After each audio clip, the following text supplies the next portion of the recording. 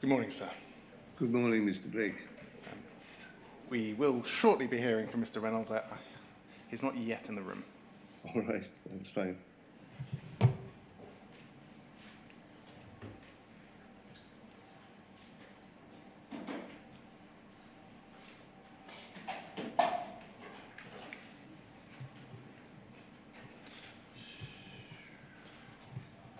As you, sir, mentioned on Friday at 11 o'clock, we'll be taking a 1-minute silence, irrespective of where we are.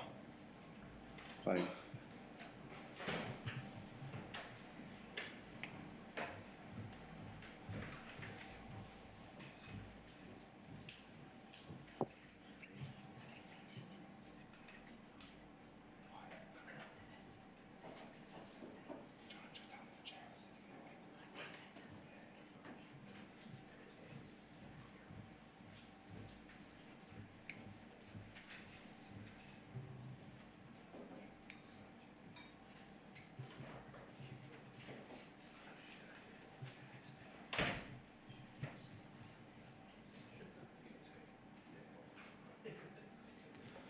So I anticipate that we won't be starting for at least 2 or 3 more minutes. All right. Do you want me to remove myself from the screen, or can we just sit here quietly? Entirely a matter for you, sir. Right, well, I'll sit here quietly.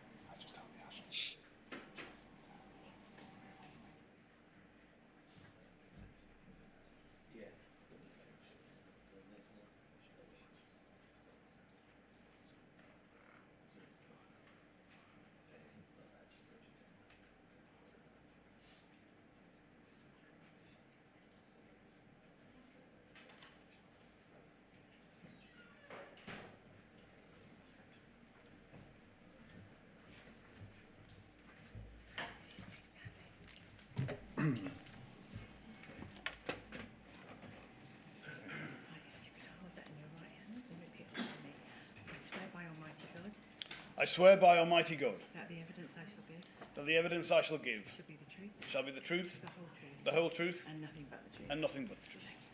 Thank you. Thank you very much. Can you give your full name, please? I'm Jonathan Neil Reynolds. Thank you very much. Secretary of State, you should have in front of you a witness statement dated the 26th of September of this year. Is that correct? Will this appear? At least in a bundle. In the bundle, yes, I've seen it. Behind Yes. tab A2, it should Yes. be.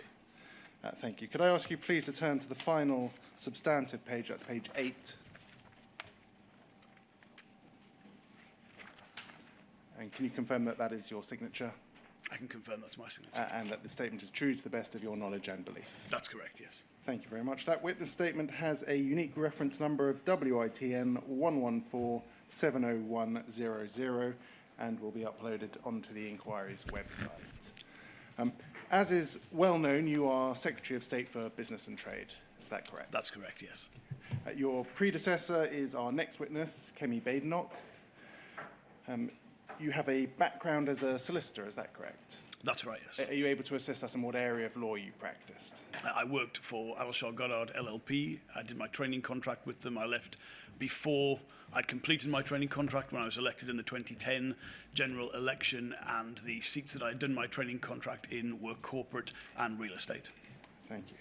I'm going to bring up onto screen a printout of your responsibilities as Secretary of State. Could we please bring on screen RLIT 40349, please?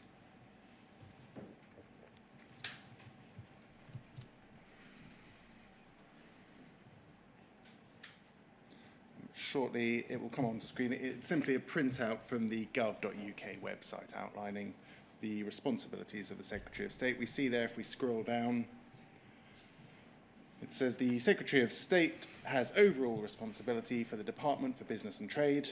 Responsibilities include overall responsibility for delivery and strategy, cross-government business engagement, public appointments, that's free trade agreements, negotiations, mandates and decisions, WTO World Trade Organization, G7 and G20 ministerial meetings, and overseas network. Is that correct? That is correct, Mr. Blake.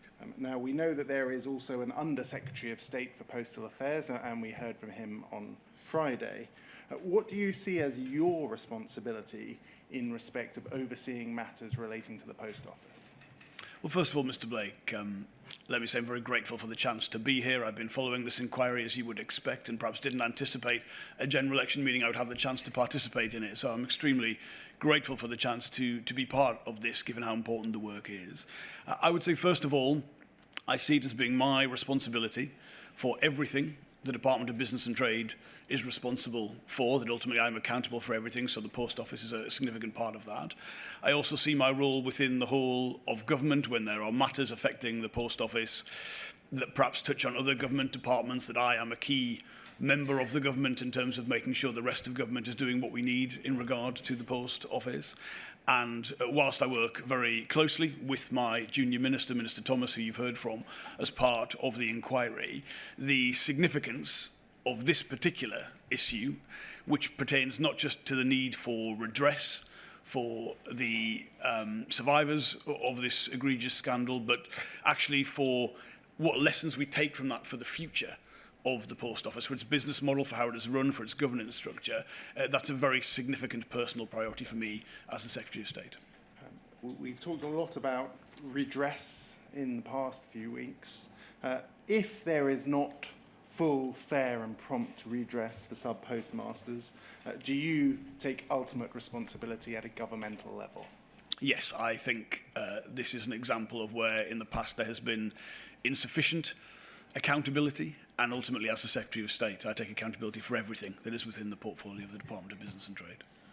How do you propose that full, fair and prompt redress is going to be achieved? The first thing I would say is I understand there has been quite rightly a lot of analysis in this inquiry about whether there is a tension between fair redress and the speed at which it is delivered. And I understand why that is of such importance to the work that is going on here. Since the general election, there has been a significant increase in the pace at which compensation has been paid. The overall quantum of compensation is up in the last 4 months by roughly a third. And the number of claims to which there has been an initial claim initial offer being made in response to that claim is roughly double in the last 4 months what it has been in the 4 months preceding the general election. But I would very much want to say that I do not believe that increase in pace has been at the cost of fair or accurate compensation being made. I think if you look at the key decisions that we've been able to make since the general election. So obviously the compensation scheme for the overturned convictions, the legislation that was passed in the wash-up period between the two governments, the appeal scheme being announced for the Horizon Shortfall scheme, the publication of the capture report, the publication of the redress data, and the fixed sum awards being offered under the HSS scheme. I think you could put that together into a package and see that we are trying to, wherever possible, offer a reasonable sum of compensation by fixed award, if that is what a claimant themselves wants, a detailed breakdown, if that is the appropriate way forward, greater capacity to process claims, greater deadlines in terms of when the 40-day period we put in place under some of the schemes by which an initial claim is made. These are all ways in which, and the position is still not, to everyone's satisfaction. But I think you can see we've tried to speed up compensation and redress without that being at the cost of any claimant feeling that's not an accurate or fair level of redress for them to receive. Thank you. We'll get into the specifics of that in due course. There are two matters that you say are particularly important issues of concern. The first you have described as driving cultural change, and the second is redress. We'll get to redress shortly, but in terms of cultural change, what do you see as the most important way in which the culture at the Post Office can be changed? I think the scale of this scandal, as I say, cannot be separated out from the business model and the governance structure of the Post Office. So we need, from the work that I lead as Secretary of State and what this inquiry is seeking to do, to not just respond to the obvious injustice and the need for redress to follow that, but to understand why, as an institution, the post office has gone so wrong and what needs to change in future. So, for instance, I believe that is everything from the internal governance structure of the post office, right down to the level of remuneration that postmasters receive. I mean, I think despite the scale of this scandal, post office is still an incredibly important institution in national life. I think it still has an incredible role to play in communities. I look at the business model of the post office, and I think even accounting for the changes in the core services that are provided, I mean, people familiar with the decline of letter volumes, there's still a whole range of services that are really important, but I don't think postmasters make sufficient remuneration from what the public want from the post office. And I think that's going to require some very significant changes to the overall business model of the post office, as well as looking at what the future is in terms of the governance arrangements that will, I think, to be frank, have a greater level of trust and responsiveness to the people providing the services on the front line. Okay, well, once again, we'll get to the detail of that shortly. If we now focus then on redress and compensation, we've seen in this inquiry at certain stages there has been disagreement between your department and the Treasury on matters of redress. In your current experience, have there been any disagreements during your term in office? No, I can genuinely say, Mr. Blake, that there haven't been. And I know there are a whole range of issues, perhaps perception of historic tensions between the business department and the Treasury, specifically on this issue, which is obviously a personal priority for me, but also for many members of the Cabinet. I can say the support I've received from the Chancellor and the Chief Secretary to the Treasury, who of course formerly was the chair of the Business and Trade Select Committee and the previous incarnation of the Business Department before that, I've had exactly what I have needed. So if you look at, for instance, the announcements in the budget, first of all, you see a greater amount of compensation now appearing in the national accounts from the previous figure. Of course, whilst that's an increase, it's actually even more significant than that, because you will know the compensation previously for for the full redress schemes was accounted for in the Treasury Reserve, which was heavily overspent. So essentially, not only does the budget put a greater sum towards redress, it confirms that there's real money in place. But you may also have seen in the budget that the allocation of money for redress has moved from being departmental expenditure limits to annually managed expenditure. So in other words, it is demand-led. So whatever the level of redress is required, I can guarantee that this government, that the British state, will be able to pay for that. And that has already been agreed with the Treasury and has appeared in the budget. So in terms of the support from Treasury colleagues, I could not have asked for more. Can you assist us then? The £1.8 billion figure that was announced in the budget, we've heard some evidence suggesting that that's not new money. Is it new money, or if it isn't, to what extent has that situation changed? Well, it is new money because the allocations in the past came from an overall position, and I appreciate we're getting some of the politics of the budget here, where there were frankly too many claims on that Treasury Reserve for that to be genuinely ever expected to be paid. Now, governments do sometimes, I think historically, ascribe different policy costs to the Treasury Reserve, but there were more demands on that money than money existed. So the confirmation that not only is there a greater sum of money being allocated to redress, but that can be absolutely guaranteed by myself, by the Treasury and the government, is, I think, a significant development. If ultimately the claims fall under that level, is the rest of that amount of money going to be spent on something relating to postal matters? Well, if because of the designation as annually managed expenditure, to be frank, my assumption behind that has always been to make sure if the sum of money for redress was greater than that I could guarantee it would be paid. I haven't considered an underspend in any way, if I'm being honest about that. If it was, that would be a conversation that I could have with Treasury colleagues. But to be frank, my efforts have been to make sure that we could absolutely stand behind any sum of redress that the process came to. We've heard discussions of widening redress to, for example, assistants and managers, or possibly to family members. Does that figure cater for that expansion? And if not, then what is the plan for funding that expansion? So you will understand we have, as well as the number of announcements that we've made, been looking at a whole range of issues, Mr. Blake, exactly as you describe. A particularly significant one of those is around family members, where we have been looking at, for instance, if there was agreement to extend to family members, would the existing schemes be the right mechanisms through which people would do that? Would it require something else? Obviously, a whole range of fairly legal definitions as to who and how the scope would cover everyone who that needed to do. If there were significant extensions to the eligible claimants at present, I would seek Treasury agreement for additional funding for those. It's possible that sum of money might be sufficient, but if there was to be an extension in any way, I think the appropriate course of action would be to ensure that there are agreements in place with the Treasury that due funding is available for those. Are you personally aware of any cost projections in respect of how much that might cost? I haven't seen in any of the official advice I've received a specific sum of money.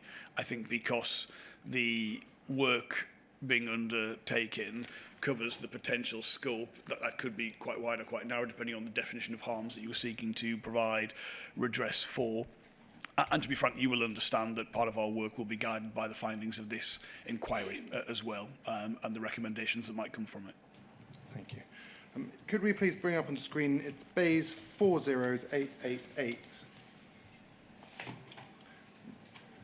This is an email exchange that we took the Minister to on Friday. We now have the underlying submission, so we'll go to the submission as well. But if we could please perhaps start on page 5 and into page 6. At the bottom of page 5, we have the summary of the submission. It says, timing, we would be grateful for a swift readout. Post Office has received regular correspondence from postmasters awaiting payment of the £75,000 fixed sum following the March announcement, and we expect it to be raised during next week's redress announcement. And it makes a number of recommendations to the Minister. The first is implementing your predecessor's announcement to introduce a fixed sum award of £75,000 to Horizon Shortfall Scheme claimants to bring the scheme in line with the GLO scheme. B, capping awards at £50,000 where postmasters reject the fixed sum and are offered a lower amount with no option to return to the fixed sum. Third, not providing legal advice to claimants to consider the offer of a fixed sum. Fourth, consider whether to delay the introduction of the fixed sum award until we have clarity from the Treasury on funding for HSS appeals, noting that this could take several weeks or months. And finally, note the revised application process. We'll come on to most of those, but in terms of D, we were just speaking about issues with the Treasury. Was there an issue here with the Treasury, and was it overcome? Mr. Blake, no, I'm not aware of there being any Treasury element to the conversation around this. As you say, the principles behind the key policy features of this submission had already, I think, broadly been established in Parliament as desirable. That the way the election had fallen meant essentially previous announcements were being implemented by ourselves as a new government. And the key aspect of this is obviously the presentation of a fixed sum for those cases where claimants would feel that that was the best course of action for them, effectively offering an expedited fixed sum so as to be able to get compensation and redress to people as quickly as possible. And of course, alongside that, if they believe that would not be an appropriate level of redress, the existing ability to have the individual assessment go forward. The fixed sum seems to be in relation to the HSS appeals mechanism. We can come on to look at that shortly. If we scroll up, please, we see on page 2, confirmation from the Minister. middle of page 2, thank you very much. It says, thank you for attending the meeting today.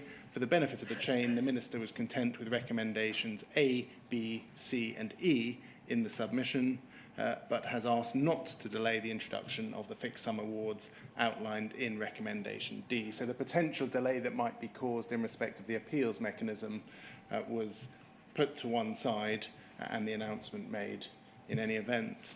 If we please scroll to page 1, we can see that you had reviewed the submission as well and agreed with Minister Thomas's steers. Do you recall that?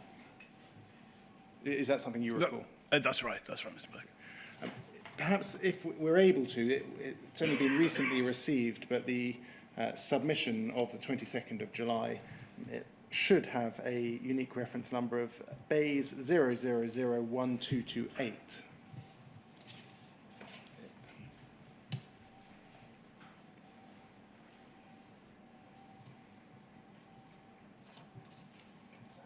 Thank you. It's going to come onto screen. I think it's a submission that we didn't have as at Friday's hearing, so I'd like to take you to it just to clear up a few matters that were addressed on Friday. So this is the underlying submission of the 22nd of July. We see there summary of the issue. This note seeks your agreement on delivering a fixed sum award to provide redress to postmasters participating in the Horizon Shortfall Scheme. The recommendation is exactly as we've seen in that covering email. Could we please turn over the page to page 2? Paragraph 6 addresses the £50,000 cap. I'm just going to read to you that paragraph. It says, from a public money perspective, the £75,000 will be more efficient to administer than the full claims process. If the £75,000 remains available to those who pursue the full claims process, there is a high risk that many more will choose this option, leading to greater costs and delays. We therefore recommended that claimants who reject the £75,000 should not be able to return to it if, upon full assessment of their claim, they are awarded a lower amount. Instead, we recommend that the award is capped at £50,000 or the value of the offer if it exceeds £50,000 to ensure fairness and help provide value for money for taxpayers. This is consistent with the approach on the GLO scheme, although there haven't been any instances of a claimant receiving lower than £75,000 in practice. This is a proposal that has been described as a Jeopardy issue. It's been criticised by some in respect of the pressure that it places on claimants who may be elderly, may simply be wanting money as quickly as possible, and are put in a position where if they don't accept the £75,000, they are at serious risk of losing a considerable amount of money. What is your view on that? So, Mr. Blake, the public policy perspective on paragraph 6 is obviously that in order to give people a route to redress as soon as possible, that's what the fixed sum process is there to do. And my view was always that that should be set at a level where, for most people who would consider that, that would be, a decent level of redress that they would feel was appropriate to the situation that they were in.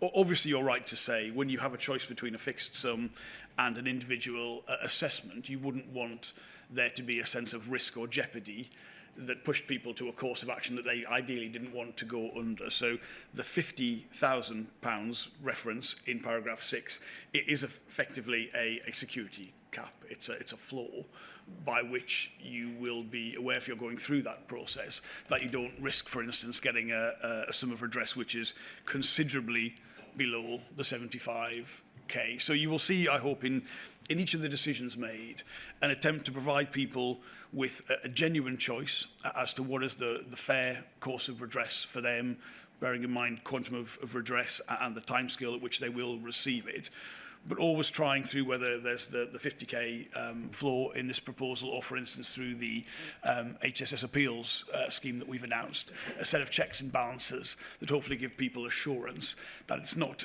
an attempt to force people down a route that they wouldn't necessarily want to go down, but to give them some assurance. And how about the consideration of value for money for taxpayers in setting the £50,000 level where it is? Well, I think in every decision that you make as a government minister, you always have to have regard for the fact that this is taxpayers' money ultimately you're making decisions on, and you want it spent fairly.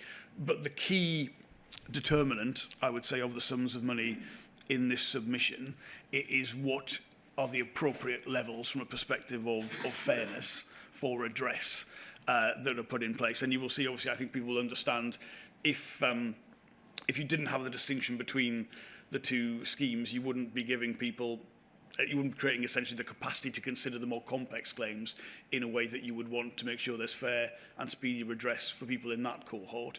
Equally, I think you wouldn't want a situation where it was a choice between a fixed sum and no kind of security if you went down the other route. Thank you. If we could scroll down, because this submission may be new for a number of the core participants, I'll just read to you paragraph 9, which addresses value for money. It says, there will be an overpayment due to this intervention. There is a risk that very small claims could make up a significant proportion of expected late applications, and all would be entitled to £75,000. As of June 2024, the Post Office had paid approximately 600 claimants £5,000 or less, and have paid over 100 of these claimants less than £1,000. However, officials believe the measure provides value for money overall, as there are no lower cost alternatives that ensure equal treatment of the Horizon Shortfall Scheme and GLO claimants. Offering a lower or no fixed payment is unlikely to reduce the overpayment risk and may increase the total costs to the government. The £75,000 fixed payment also reduces the administrative costs of resolving potential appeals due to under-settlements.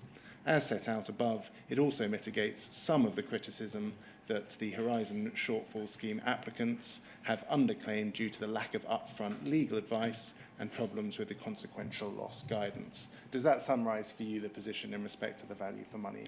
Yes, Mr. Blake, I've always accepted there will be, in some cases, effectively an overpayment relative to the actual financial loss. But I think we would all accept, when you consider what the Post Office, what the UK state has put some of these people through, there's a wider set of factors to consider, and that the kind of approach articulated in paragraph 9, whilst yes, on the one hand, there would be some people who could nominally be said to receive a considerable sum in relation to the shortfalls that they had been held accountable for, when considered in aggregate, this is a fair and reasonable approach.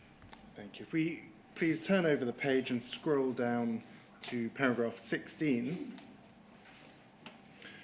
Paragraph 16, about halfway through that paragraph, says officials have discussed a potential closure date of the 31st of March for the Post Office, but this timing may need to be reviewed. You will receive separate advice on scheme closure date in the next few weeks. We're going to come on shortly to the closure dates of both the Horizon Shortfall Scheme and also the GLO. Are you able to confirm whether you did or received subsequent advice on this issue? Yes, I've received, Mr. Black, a further advice note on the potential closing dates for some of the compensation schemes. Thank you. If we scroll over the page, please, there's a section on legal costs. That's in respect of the advice that's provided to applicants to the scheme. The current policy on the historic shortfall scheme legal costs is that the Post Office will reimburse reasonable fees for postmasters to seek advice on their offer for compensation. For those who wish to accept the £75,000 fixed sum, either as a top-up, where they have already settled their claim below this amount, or those who have not yet settled, we do not think that the cost of legal advice should be reimbursed. This is because the value for money is diminished by incurring significant expenditure on claimants' legal fees, Legal involvement will slow delivery down, and postmasters who settled below £75,000 have already had the opportunity to seek legal advice and are now being offered a higher amount. Can you assist us then? Why is it that applicants who accept the fixed sum award should not be provided with legal advice? So, Mr. Blake, the intention of this point of the policy, from my point of view, was always that I believed people who were able to make a very clear personal choice that they would be in a satisfactory position to accept the fixed sum award would be able to do so, and the point in relation to legal advice was really to continue with the aspirations that could be delivered at a significantly faster pace than previous compensation had to date. It was always my belief that, and is my belief, that anybody who has a more complicated case, who believed they were borderline in terms of whether the £75,000 fixed sum would be adequate redress or not, would go down the route of individual assessment. And this was simply a way of getting appropriate redress to a significant group of people as possible who'd be able to make that decision without the regard to their own legal advice. Do you recognise the risks that have been articulated in the inquiry about certain individuals who might fall slightly above the £75,000, say £85,000 or £95,000, and don't take legal advice and end up in a worse position? Yeah, absolutely. I think whenever there's any kind of threshold in public policy, it's always people close to or above or near on that threshold that some of these particular issues will emerge from. You referenced in your previous question the fact that a number of the claims would technically result in overpayment if they went down the fixed sum route to redress. So my assumption here has always been that there'll be a significant group of claimants for whom this decision is relatively straightforward, and anyone in that more complex position would go down the route of individual assessment. And in fact, we'd have greater capacity to give those people appropriate redress at the pace they needed it at if we were able to free up capacity to do so because of being able to offer a significant fixed sum award to people who were in a position to make that decision quite clearly. I would say, just in relation to that, I'm aware that there has been, at various times, particularly in the public domain, criticisms about, how many different stages of this process involve, different sets of lawyers and the costs of those. That has never been a factor in a decision, like this. I think when you look at the scale of this injustice, you wouldn't want to in any way limit access to legal advice as part of that. This was simply about how to appropriately run the compensation schemes. Thank you. Paragraph 19 says there is a risk that not offering legal advice will be criticised as unfair on postmasters, given previous commentary about low levels of legal representations for claimants in the Horizon Shortfall Scheme. However, as this intervention will benefit postmasters and is intended to be delivered swiftly, it is a defensible approach that ensures the benefits of the policy are fully realised, and we recommend that approach. A separate decision to introduce an appeals mechanism would also help here. Can you assist us? What is the current position on the appeals mechanism so far as you're aware? Yes, so we have made the announcement that we will accept the advisory board's request for an appeals mechanism. That work is proceeding at pace. I believe and I hope you will understand I have to formally announce any new initiatives to Parliament itself, but I hope to be able to have some of the details able to be presented to the House of Commons in a very short period of time, certainly looking towards the very beginning of next year. Thank you. In terms of the fixed sum, we've heard some evidence about concerns for those who sign up to that fixed sum, that they're waiving any rights to an appeals mechanism that they're not yet aware of how it will work. What's your view on that? Well, you will have seen in the bundle the reference to this that I made in an oral statement I made to Parliament shortly after becoming the Secretary of State. In that statement, I talk about how the appeals mechanism is in design there to make sure people who feel that there hasn't been appropriate consideration of all the evidence, they've got new evidence, can then have that considered through that appeal process. In practice, I believe that appeal scheme will be open to anyone who is dissatisfied with the result of their claim.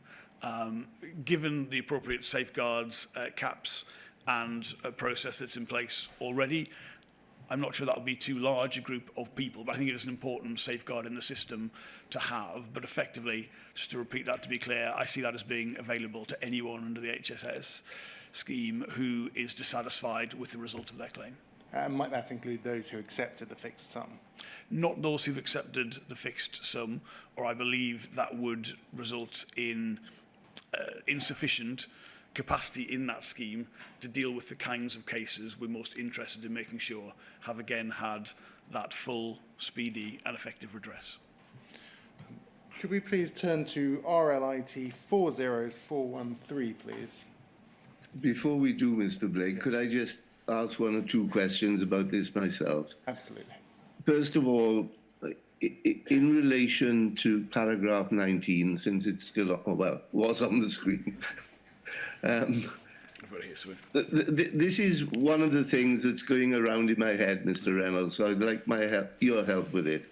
My understanding is that under this HSS scheme that operated before fixed offers were introduced, once the scheme got to the point where an offer was made to a claimant, he or she, that is the claimant, at that point could take legal advice and be recompensed for the cost of it, subject to a limit, about whether the offer should be accepted or not, all right?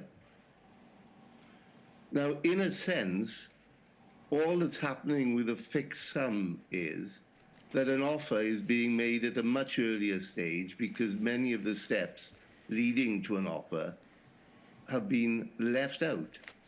So I'm still struggling to see why there's a blanket refusal to allow legal advice about the offer of £75,000.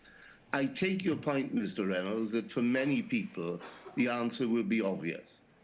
And in those circumstances, I think you can reasonably assume that they wouldn't bother with legal advice.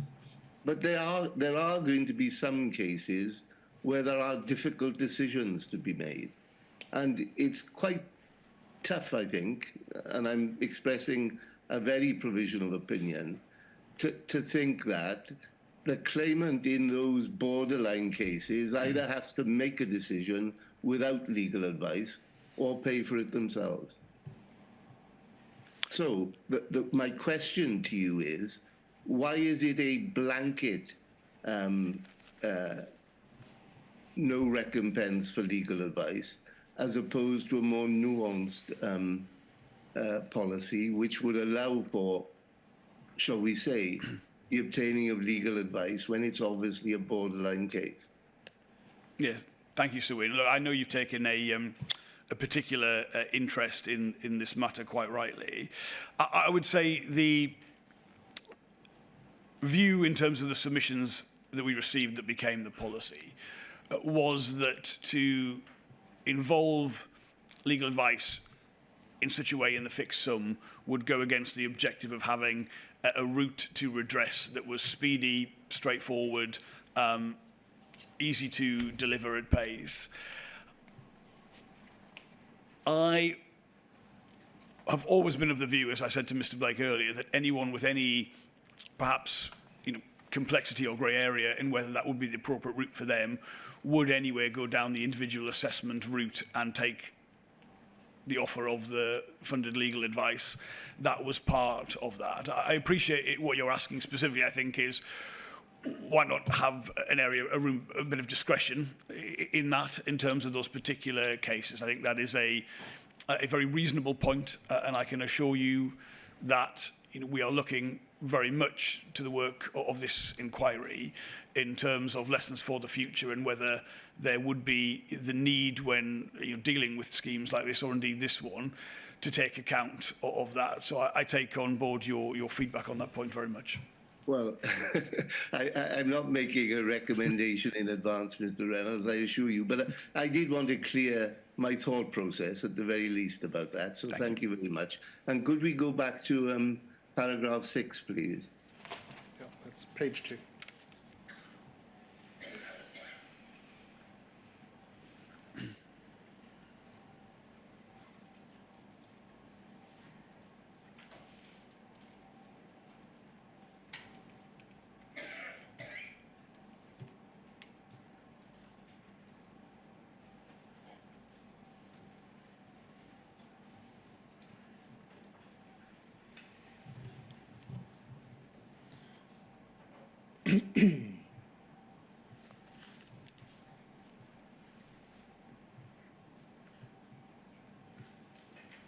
And it's the sentence, 4 lines down.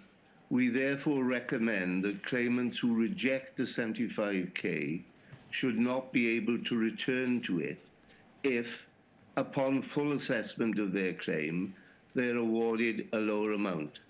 Fine, all right, I'll park that and think about it. But there's an intermediate position, isn't there, which I want to canvass with you again, because I'm sort of having these ideas floating in my head. The £75,000 is rejected, and the claimant goes down the route of full assessment. But long before he or she gets to full assessment, he or she realizes, A, that his claim may not be as valuable as they thought, or B, just out of frustration, they're fed up with the process. There's no getting off point, as I understand it. Once you reject the 75K, you've rejected it once and for all. You can't change your mind, shall we say, 3 or 6 months later, but long before any offer is made to you. Is that reasonable, do you think? Well, so when I believe that is the position, Yeah. I have to be frank, I've never considered a situation properly where someone is in that place where they may wish, before the final determination is made, to change their route to redress. So I think that is an interesting proposition. I think you'd have to, in order to maintain the objectives here of the 2 routes to redress, decide when and how that would be appropriate to do so. It would also be my aspiration, to be frank, that compensation redress is delivered at such a pace that there aren't significant periods between the claim coming in and the money going out the door to pay for that redress, but that is unfortunately the situation we have with a number of the claims. So I think there'd have to be some appropriate safeguards in place as to when that were possible. But it is something that could happen, if that would be where we believed we needed to make an alteration, again, to provide the right redress to people at the pace that they deserve it. Thank you. Thanks, Mr. Blake. Back to you. Thank you very much. If we could return then to that Guardian article, it's RLIT 400413. It addresses the potential deadline, and this time it addresses the GLO scheme rather than the Horizon Shortfall scheme, but I'll just read you a few passages. Post office operators affected by the Horizon IT scandal will not all receive payouts by March 2025 deadline, called for by the campaigner Sir Alan Bates. The Postal Minister has admitted. Gareth Thomas said it would be difficult to achieve the deadline, but promised there would be substantial progress towards clearing the compensation claim backlog by next summer. And he says a little further down, I wish I could commit to Sir Alan's time frame, said Thomas, speaking to BBC Breakfast on Wednesday. I think we will have to have made substantial progress by next summer. Are you in the same position that you're not able to commit to a time frame? And if so, when do you anticipate? Mr. Blake, I've thought about this a great deal, and obviously anything put forward by Sir Alan in particular is something I'll consider to a significant degree.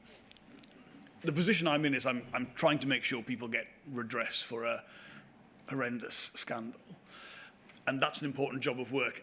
At a minimum, I don't want to do anything that makes that injustice even worse. And the worry about a deadline, can you imagine a situation where, for whatever reason, a claim has not come in?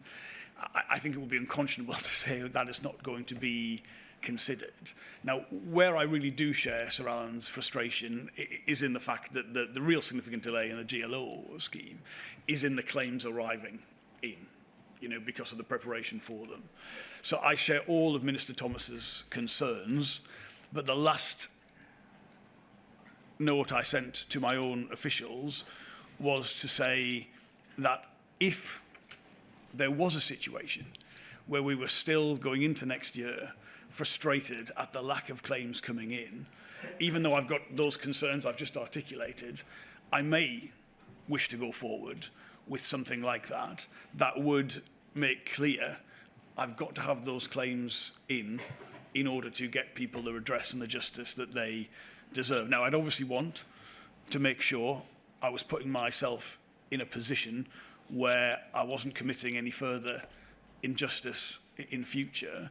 But if my frustration at those claims not arriving in the department meant that I felt that was the only way to speed those up, and I felt that wasn't going to prejudice any individual claim based on the information that I had, it will be something that I will consider, because obviously I want to get redress to these people that they deserve as soon as possible. Have you done any blue sky thinking, either in respect of the Horizon Shortfall Scheme or the GLO, or in respect of any of the other schemes, as to whether matters can be sped up, whether it's by lowering the evidential burden or in some way making it easier and quicker? We think about the pace at which redress is being delivered a great deal, and I said to you in my introductory answers that obviously we have seen an increase since the election, but that has always been, from my personal view, not in such a way that has reduced either the accuracy of the redress payments being made, or in a way which has meant that claims today are being dealt with to a different evidential threshold to ones in the past. I think there probably would be some judicial review risk if that were seen to be the case. Where we've seen increases in the pace at which redress is being delivered, some of those are just old-fashioned issues of capacity and focus. As I say, it has been clearly an objective of the new ministers, of the new government, to make sure this is being done at pace. But again, I'd just like to reassure people that there's no sense of that being done at the cost of accuracy or a change to how cases are being considered relative to the past. Thank you. I'd like to move on to a new topic, which is the Post Office Horizon System Offences Act. It came in just before the election. I think you've said in your statement that you had some involvement. Can you assist us with what your involvement in that was?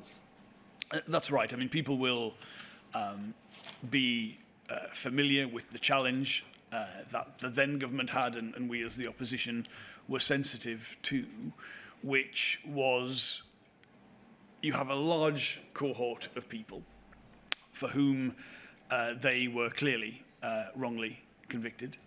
There are two major problems with the traditional route to overturning those convictions, the criminal cases review process and commission. Well, firstly, that a lot of those people had lost all faith in the justice system, and I think we can understand why that would be the case. And second of all, the timeframes for where we had got to and extrapolating that out to where we would get to were for years and years. I mean, it was absolutely conceivable that if we had relied on the traditional constitutional route to doing so, many of those people would never have had the justice they deserved, and obviously would never have got then the redress that they deserved, because they would have been at that point in the process. And so when I felt I had a good working relationship with the then Conservative government's Postal Affairs Minister Hollenrake, when the potential, he approached me and told me that there was the potential for an act of Parliament, very significant in constitutional terms, of course, to overturn these convictions. I was immediately aware of just how significant that would be and the reasonable concerns a lot of people would have about constitutional protections and oversight of that. But just looking at the problem, it was clear to me that was really the only vehicle that we had to deliver justice. And so you will, I think, appreciate, you know, in any political context, you've got to consider not just the here and now, but what are the precedents people might take from that. You know, I think we'd all say we wouldn't want a system where there were, you know, where it was a common occurrence for Acts of Parliament to overturn the courts. I mean, that is not an easy or attractive proposition to have. So I really led conversations on our side of the aisle within the Labour Party about why I believed this was the best and only vehicle available to doing that. And between ourselves, I believe we secured the cross-party agreement that was necessary. I mean, I should say at this point we had no idea a general election was coming, so we didn't know it would be part of the expedited process that happens when an election is called to pass the so-called washer procedure, when legislation goes through much quicker than it usually does. And I think if you looked at some of the Hansard exchanges around that, we very much tried to indicate the unique circumstances that had led to this position being reached, and the cross-party agreement that lay behind that, and some of those protections we thought were necessary around that. But I will say, Mr. Blake, I'm very much aware in a year, 10 years, 50 years, whatever, there'll be people who'll say, you know, that was not the right decision because of the constitutional precedent, which I don't believe it did set, by the way, a precedent because of the unique circumstances of this. But I know people will maybe cite that in future. But I absolutely believe without that cross-party agreement and breakthrough, we'd be in a position here today where this cohort of people would not have had their convictions overturned and they would not be receiving redress. Are you able to provide us with any update as to how many people have been contacted in respect of that legislation? Yes, Mr. Blake, so you will be aware of, you know, something, to be frank, at the time when we were having these discussions, and it wasn't until I'd become the Secretary of State and was several weeks into the job that I became aware of, which is the Ministry of Justice, which obviously, to the judicial system, held the records for this group of cases, was not in a position to speedily inform this cohort of people of their eligibility, that the convictions have been overturned and their eligibility for redress. I'm really aware of the fact that this whole issue is an example where there's a sense of different bits of government, different bits of the state not accepting accountability. So when I talk about my frustrations with the records, it's not me in any way passing blame or the buck for that, but I simply wasn't aware that it wouldn't be relatively straightforward, having had this breakthrough, to contact these people. For the people in the Horizon Convictions Redress scheme, there are 172 claims that have been received. That is up considerably, obviously, because it's a relatively new scheme. Full and final settlements under that scheme are now at 36, but there's still a significant number of people, therefore, who haven't had those interim claims. Because of the problems with the records, we've made a direct appeal for people to contact us directly and go into the system, though I, again, appreciate they will say, why don't you have the records to contact us? And we are regularly in touch with the Ministry of Justice about their efforts to identify specifically claimants. The nightmare scenario would frankly be someone receiving a letter who wasn't eligible to receive it. But it is a frustration, and again, I would repeat the point that people who are in this position can contact the government directly in order to go into the system, and that the Ministry of Justice is working at pace on their side of this to make sure they're identifying the right people. You spoke about those who aren't eligible. We've heard some evidence in relation to a category of people who aren't covered by the legislation. That's, for example, those who appealed but who refused leave to appeal, or whose appeals were rejected. And as a result of them having previously appealed, they are then cut out of a scheme that overturns the convictions of those who didn't even go to the appeal stage. What is your view on that position? So the specific criteria for eligibility under the Act of Parliament, obviously that was decided by the previous government, but we were aware through the parliamentary exchanges of the decisions that were taken. I think the two most significant ones were this cohort of people, so people who had already been able to go through the justice system but had not had their convictions overturned, the view being that they had already had the details of their case assessed in that way. And the other cohort were people who were not prosecuted by the Post Office. They were, for instance, by the Department of Work and Pensions, where there would be a different set of factors, different position in terms of obviously the well-known failure of disclosure process by the Post Office wouldn't apply to them. They'd be in a different position. I should say as well, of course, that the devolved governments passed their own legislation because of the devolved nature of justice across the United Kingdom. But specific to the cohort you referenced, Mr. Blake, I believe that the previous government assessment was they would already have had their individual circumstances assessed and therefore in a different position to the majority of the cohort who were then needed this legislation in order to have their convictions overturned.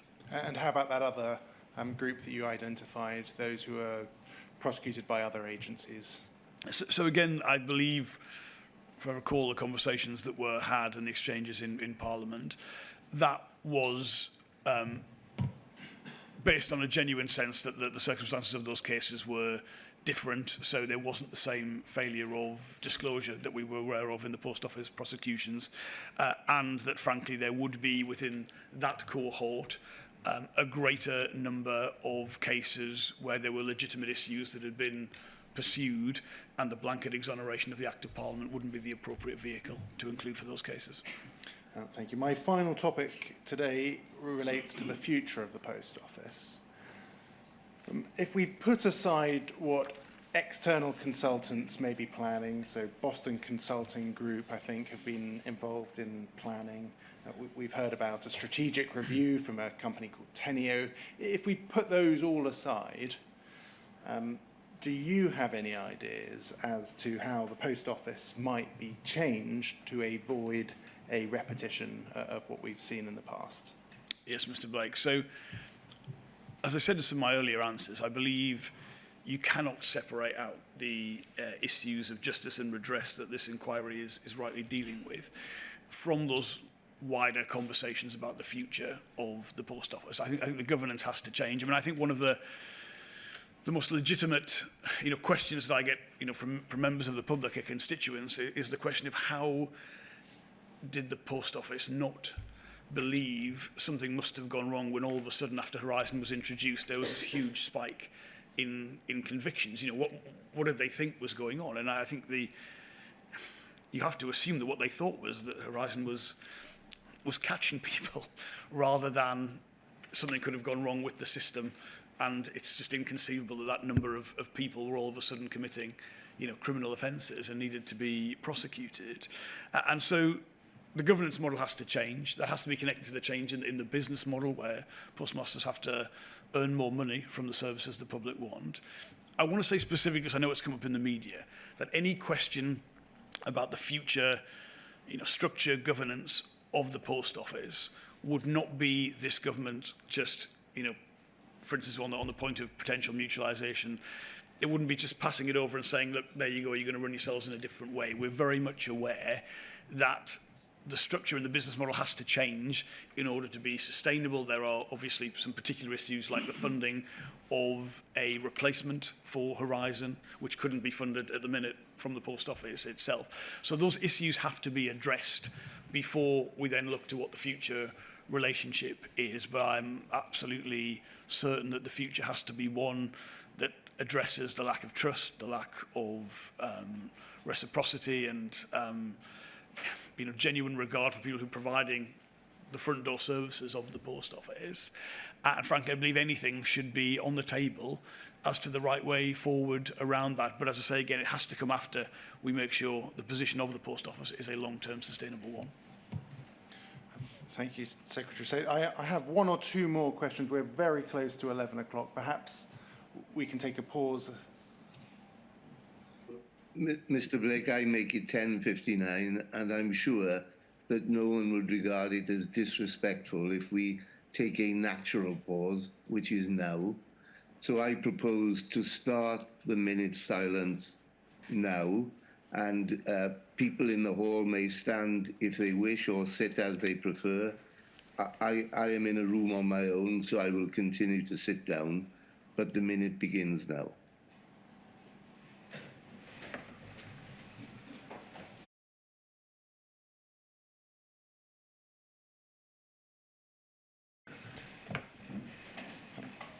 Secretary of State, have you given any consideration to some fundamental issues, such as whether the self-sustainability, self-sufficiency model is ever a realistic ambition? We heard from one of your predecessors, Greg Clark, some novel ideas about a fundamental change to the type of company that the Post Office is, some sort of public organisation that is not a private company. Are you able to assist us with your thinking on that? Yes, Mr. Blake. I mean, as I say, I don't think anything should be off the table for the future. I think alternative governance models, mutualization is one I think that's been in some of the media coverage, would have some particular advantages in terms of dealing with this specific breakdown of trust between different parts of the organisation and provide a route going forward.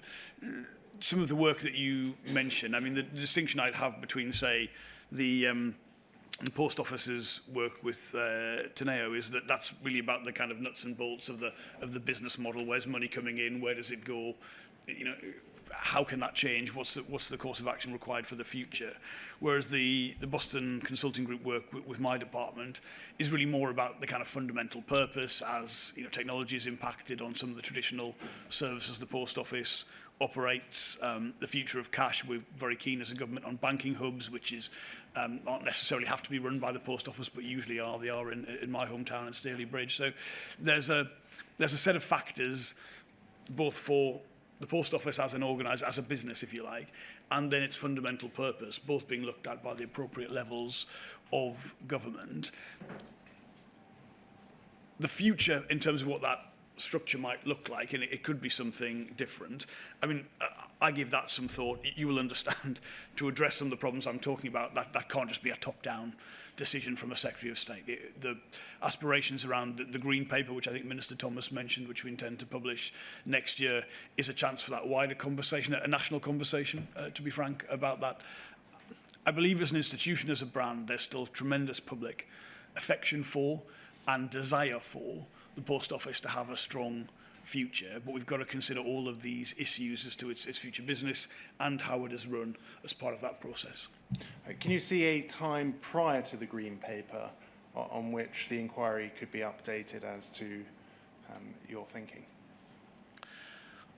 I think we are certainly progressing conversations with the Post Office as to how they wish to make sure the business model side of change is progressing. And I think there will be the opportunity to update the inquiry about some of that. I believe the questions about governance are probably best suited to the Green Paper because, again, fundamentally we'd want to be getting the input of postmasters themselves at the front line as to what they would like to see, what would give them reassurance that the culture and effectiveness of the organisation was changing as part of that. But if there were any developments at departmental level, I think it would be straightforward to be able to provide the inquiry with an update to that regard. Thank you very much, Secretary of State. There are a small number of questions from core participants. So unless you have any questions, I will turn to... Yes, please do. If I have any at the end, I'll ask them at the end, all right, Mr. Blake? It's Mr. Steen. Mr. Reynolds, my name is Sam Steen. I represent a large number of sub-postmasters affected by the scandal. They were engaged in, many of them were engaged in the High Court case, the Glow litigation, as we call it, in 2019. And the spread of people I represent include people that were not sub-postmasters, but also managers, people working in branches, and importantly, at least for today's discussions as regards what's going on strategy-wise for the Post Office, people that are still serving as sub-postmasters. In the answer to Mr. Blake's question just a second ago, which was about the timing or timeline for the delivery of a Green Paper, and your answer, which was that you felt it was best put within a Green Paper. You're a very experienced, long-term serving politician. Also, currently, you're in place as the Minister in charge of DBT. Can you give us the actual timeline, likely timeline, for such a green paper? So the aspiration for the green paper that Minister Thomas referenced in his evidence is for next year. I'm afraid I can't give you any more specific guideline than that, but if it would be appropriate, can check with the department and maybe write if we've got an indicative part of how we believe that will be ready. I should say that that's simply because you'll be aware some of the very earliest, most significant priorities of the new government have been delivered by the Department of Business and Trade, the Employment Bill, for instance, or the Investment Summit. So please don't take any sort of sense that it's not an urgent priority. It's just that the number of things the department's had to do in the first 3 to 4 months of the government have been extensive. But the conversations we're having about the future of the post office, which are almost on a weekly basis in the department, should be an indication of just how significant we see this work. And it would be my aspiration, given I think the level of national interest in the future of the post office, to have that available and start that conversation as soon as possible. We've had a number of witnesses recently that have said things just as the way you've just said them, in a way, which is we aim to do things really quite soon, we're getting on with it, and so on. Can you give us even a time bracket for delivery of a green paper? As an example, next year? Yes, next year, that's the Right. First half of next year, second half of next year? It would be my personal aspiration for the first half of next year.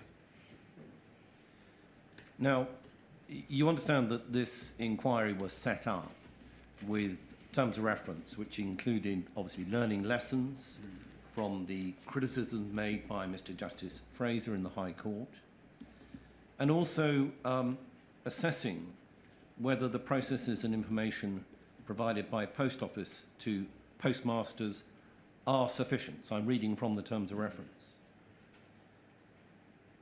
So the processes and information provided by Post Office are sufficient to enable both parties to meet their contractual obligations, to enable postmasters to run their businesses. This includes assessing whether Post Office's related processes, such as recording, resolving postmaster queries, dispute handling, suspension, termination, are fit for purpose. In addition, determine whether the quality of the service offer for postmasters and their relationship with Post Office Limited has materially improved since the conclusions reached by Mr. Justice Fraser. So the terms of reference of this inquiry are not just historic. The word "are" means currently. And at the moment we're in this rather odd position, which is this inquiry has been now running for a number of years. There have been grave difficulties with disclosure, obtaining of material that have contributed to the length of this inquiry. And the judgment at the High Court in 2019, which was a seminal judgment, two judgments, in 2019, heavily criticising the Post Office, is the starting point for this inquiry. Yet we hear from you that the changes to take place within the Post Office, the ones that you spoke about at 11 minutes past 10 this morning, which are about a new business model, about the new direction of the Post Office. We hear from you and other witnesses that these are still yet to take place. So that means that the terms of reference of this inquiry are simply, we are going to submit to the inquiry chair, not going to be complete until we know, until we can see and examine what is happening to the Post Office.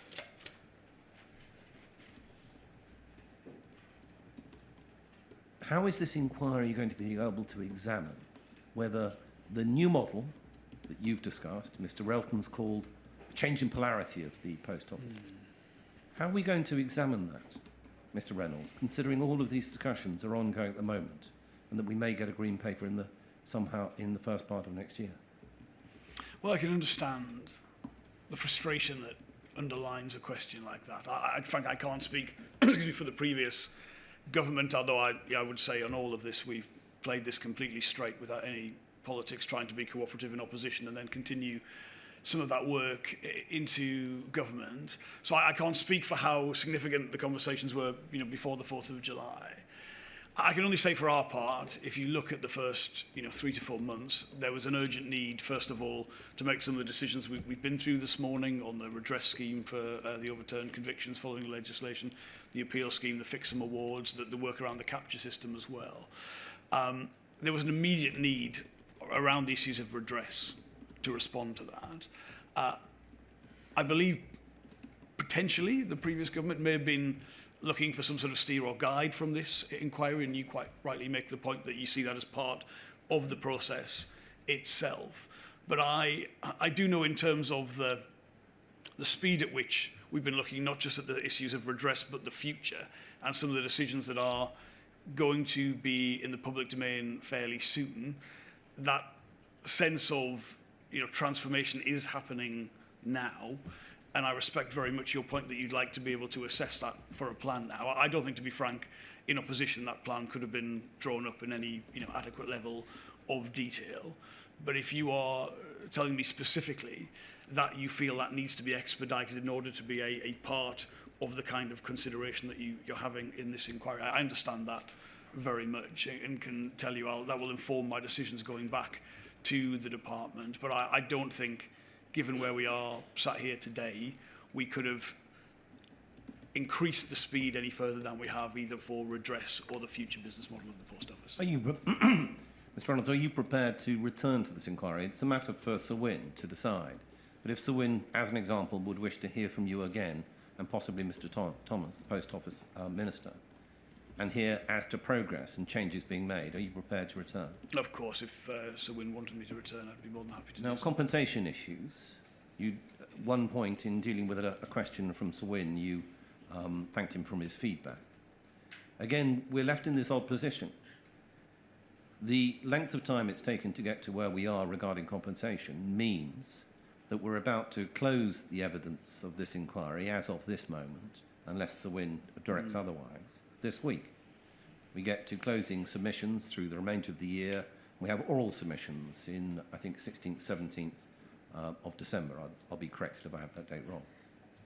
That means, in effect, that the oversight of compensation issues directly from this inquiry essentially is going to go, unless Sir Win directs otherwise, to return to these matters in another hearing date.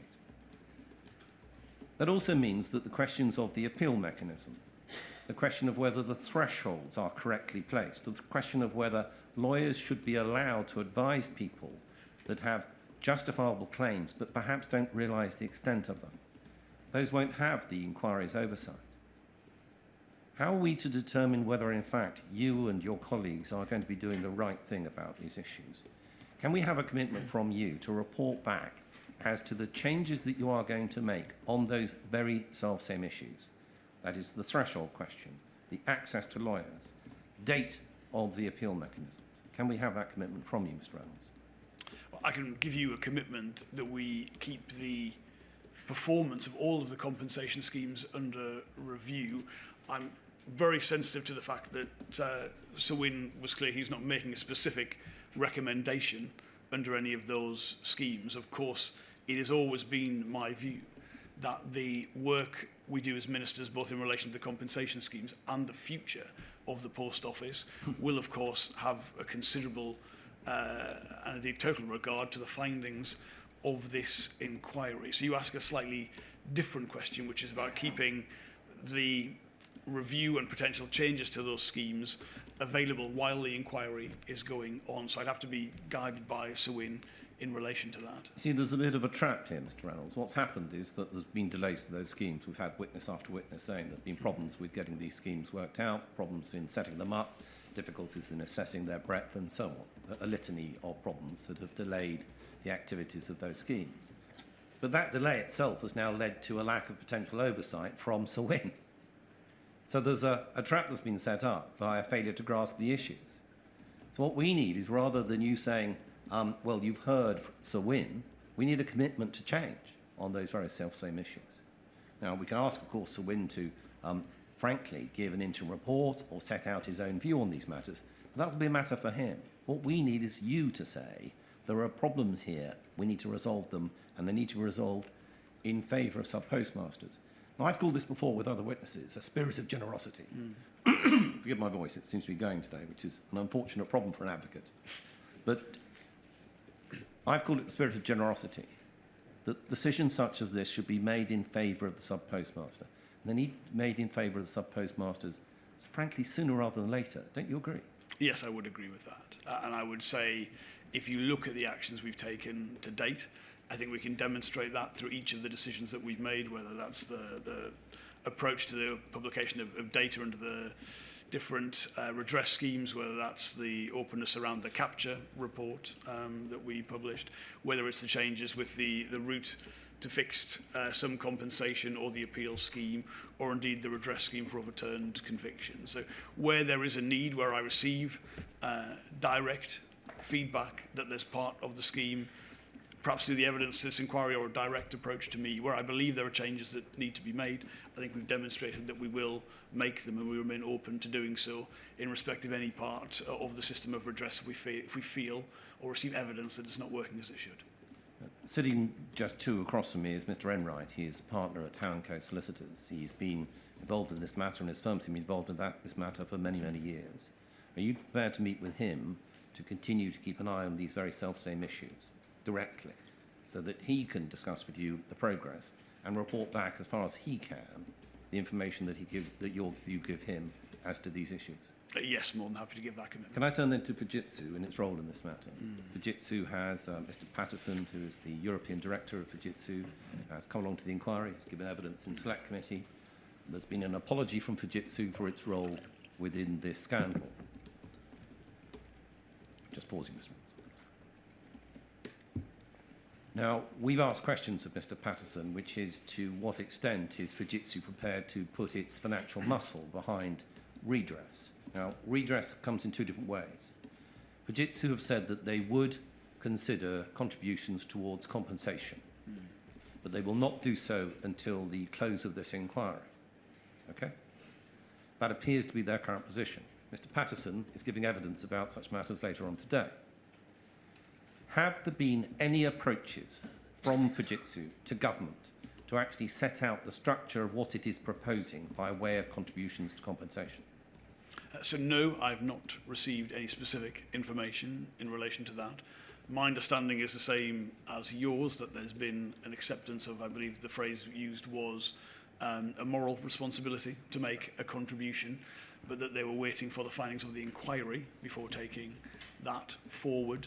I would welcome to see what the evidence will be in the remaining sessions, but I have always envisaged at some point those kind of conversations being necessary. Well, can we try another way round? Has the government, to your knowledge, that's in the last 4 months, under your own leadership at DBT, or to your knowledge prior to Labour government, has the government reached out to Fujitsu and said, well, hang on, we are spending an awful lot of money on compensation. You've made a promise, it seems, to contribute. Why are you waiting the close of this inquiry? That seems to be running out the inquiry so that you're not under observation. Has the government done that? Has the government approached Fujitsu? So I have not had that direct conversation. I am not aware if officials have had it at that level. It was genuinely always my understanding that the inquiry would conclude before that element would be addressed. Yes. Would you consider approaching Fujitsu? It's quite convenient Mr. Patterson is here today. Maybe there's an opportunity, given time restraints in a busy timetable for a minister, just to have a word to set up a meeting. Yes, I believe that will be a necessary meeting to have. I should say I've also been confronted with some rather unwelcome decisions I will have to make about the replacement for Horizon. The budget that I have walked in to find that being allocated, which is very, very large, and I think there are questions as to whether that is the right way forward that we're talking to the Post Office about. And frankly, the need to have further involvement with Fujitsu to make sure there is a transition between the existing system and what the future will be, which I believe neither Fujitsu themselves would ideally want to be involved in, and frankly I wouldn't ideally be in the position I'm in, where I might have to make a decision to extend that involvement in order to make sure that system is properly accounted for before a new system is in place. So there are some issues already of engagement between DBT and Fujitsu that will have to be there, and I'll say some of that is frankly less welcome than it would be, but that's simply the situation I've walked through the door to find. Lastly, and only this, this scandal affected families. It affected people in small branches up and down the country. It affected the classic post office that we see in the high streets and the villages and the towns. It affected a lot of people living in these premises, their partners, their children, their education, their ability to consider their children's needs. And we know that there is a voice for children that needs to be expressed properly before this inquiry, which is that they're damaged as well. They feel affected by what's happened. They've been hurt. Their aspirations have been limited. Questions about their education need to be addressed. In other words, there is a need for a restorative justice that considers the wider implications of this scandal and what's happened. Now, we heard, I think, from Mr. McCaldrin that discussions have already taken place within government on this very issue. It's an issue that we, on behalf of the client group we represent, we've suggested that Fujitsu could contribute to. But actually, this might be something to be grasped by both government and Fujitsu, and really good work could be done here. It needn't cost that much, cost a bit. But it's about ideas. It's about making it possible for those families that have had such great difficulties. What's happening in that regard, Mr. Reynolds? No, that's absolutely right. So the issue of wider family impacts was very much on our minds when we came to office. We have commissioned some preliminary work around that. You'll understand a whole range of questions as to the kind of harms you're looking at, the kind of impacts, making sure the definition of family members is a modern one that understands families come in all shapes and sizes. You wouldn't want to commit further injustice by getting some of that wrong. You mentioned whether specifically Fujitsu could be a part of the answer to that. I think that is an interesting proposal. I wouldn't necessarily want to limit the involvement of Fujitsu just to that element of redress. But the impact on wider family members is something that is being looked at within government, yes. I said I finished, but I really will. But I mean, we've made that suggestion to Mr. Patterson last occasion when he gave evidence. It's not a new proposal. So again, could that form part and parcel of the wider discussions?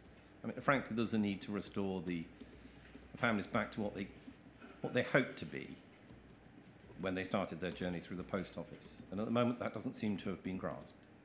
Thank you, Mr. Reynolds. Thank you. So we have questions from Ms. Shah as well.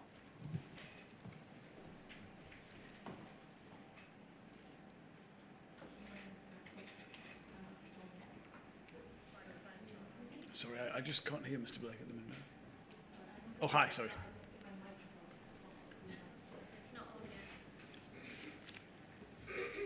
Oh, there we go.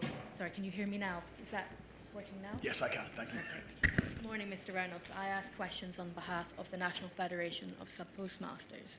So Mr. Reid, in his evidence to the inquiry, said that he thought that the culture at the post office had changed and improved under his 5-year tenure as CEO, although that does not align with the key findings of Grant Thornton's report of the post office. There's no need to turn it up, but for the transcript, that report is POL 00448771. That reported earlier this year, and the key findings on page 13 include that there's an inability to unlock a unified purpose and shared ambition around a longer-term vision and strategy between POL and its shareholder. There's an unconscious bias around the lack of accountability. There's a lack of clear understanding of objectives, roles, responsibilities, and purpose. And that in relation to culture, there's a misalignment on accountabilities between Paul and DBT UKGI, which is culminating in a failing working relationship. Would you agree that these findings show that there continues to be significant issues in relation to culture and governance at the post office? Well, thank you for that question. I would say, having been the Secretary of State for 4 months, I can't comment on claims from the progress of the last 5 years. But I would say that we start from the position that things need to change extensively, as I've said in some of the previous answers, with regard to the business model, the accountability, the governance structure. I think the job at the post office that is required is one of transformation, not accepting that things are in a position now that is to anyone's satisfaction. And broadly, I think that is something which is held by people involved at every level of the post office. And just to pick up on something that Mr. Steen has raised, whilst the Grant Thornton review shows that there are continuing issues with the culture of the post office, 5 years after the GLO judgments, what confidence can this inquiry and the UK's postmasters have that once the scrutiny of the inquiry is removed, that the post office and that the government will ensure that culture and governance is improved? In other words, when the spotlight of this inquiry is turned off, is there not a danger that things will just revert to business as usual and this will remain a problem just too big, just too hard and just too expensive for government to solve? Yeah, I think that is absolutely the right question. And when I talked about the nature of the job as I see it at the government level, being not just sorting out the routes to redress and the pace at which redress is received, but they can't be divorced from those wider questions about the future of the post office. That is what I mean by that. I think there is a danger, there is a perception that we could simply, even if we did a good job on redress, maybe not link it to the wider future and questions of transformation. I think it's an absolutely reasonable question. So the commitment that we have as a government is to deal with these things together, and I hope there's some assurance of that. Making sure that is held to, because I know government ministers change, they come and go, different people take over these departments. I think that is a job that will have to be held not just by the government but by Parliament. I think the Select Committee in particular will play a role in ensuring that. But I think we should all acknowledge that that is what success looks like here. It's not just about resolving issues of redress and justice, it's about the future of the post office. Playing the role I believe it can and should play in national life, but in a way which recognises just how wrong things have got in the past. Okay. Well, this inquiry has shown the prolonged and consistent history of post office with government oversight, treating postmasters as subservient and unworthy, making choices that benefit post office as a company and that are detrimental to postmasters, and not valuing or listening to postmaster input. Would you agree that there may need to be a number of different cultural change initiatives run by or implemented by post office and government or your department in order to restore the confidence of a group of people that have been consistently failed? Yes, I would agree with that statement entirely, and I would say that there absolutely has to be a position where postmasters delivering services on the front line for the organisation feel that the overall organisation itself is there to support them rather than to have what has clearly been an adversarial relationship, or one that has been lacking in trust, or one that's been lacking in respect, to be frank. And that is at the heart of what, when we talked about with Mr. Blake, some of the potential governance changes have to be a part of that. I think there's, the people I speak to who've been affected by this, fairly widespread recognition about the nature of a business model needing to change to provide greater remuneration to people delivering services to postmasters themselves, and that will necessitate some quite considerable changes to the organisation centrally in order to do that. I think there's an open-mindedness to different governance models as to the right way to do that. I don't think anyone needs to be prescriptive at this stage about it, but I think you should always have sight of what's your objective in those changes. It's not governance changes for the sake of it. It's about what would produce that much stronger, healthier relationship going forward.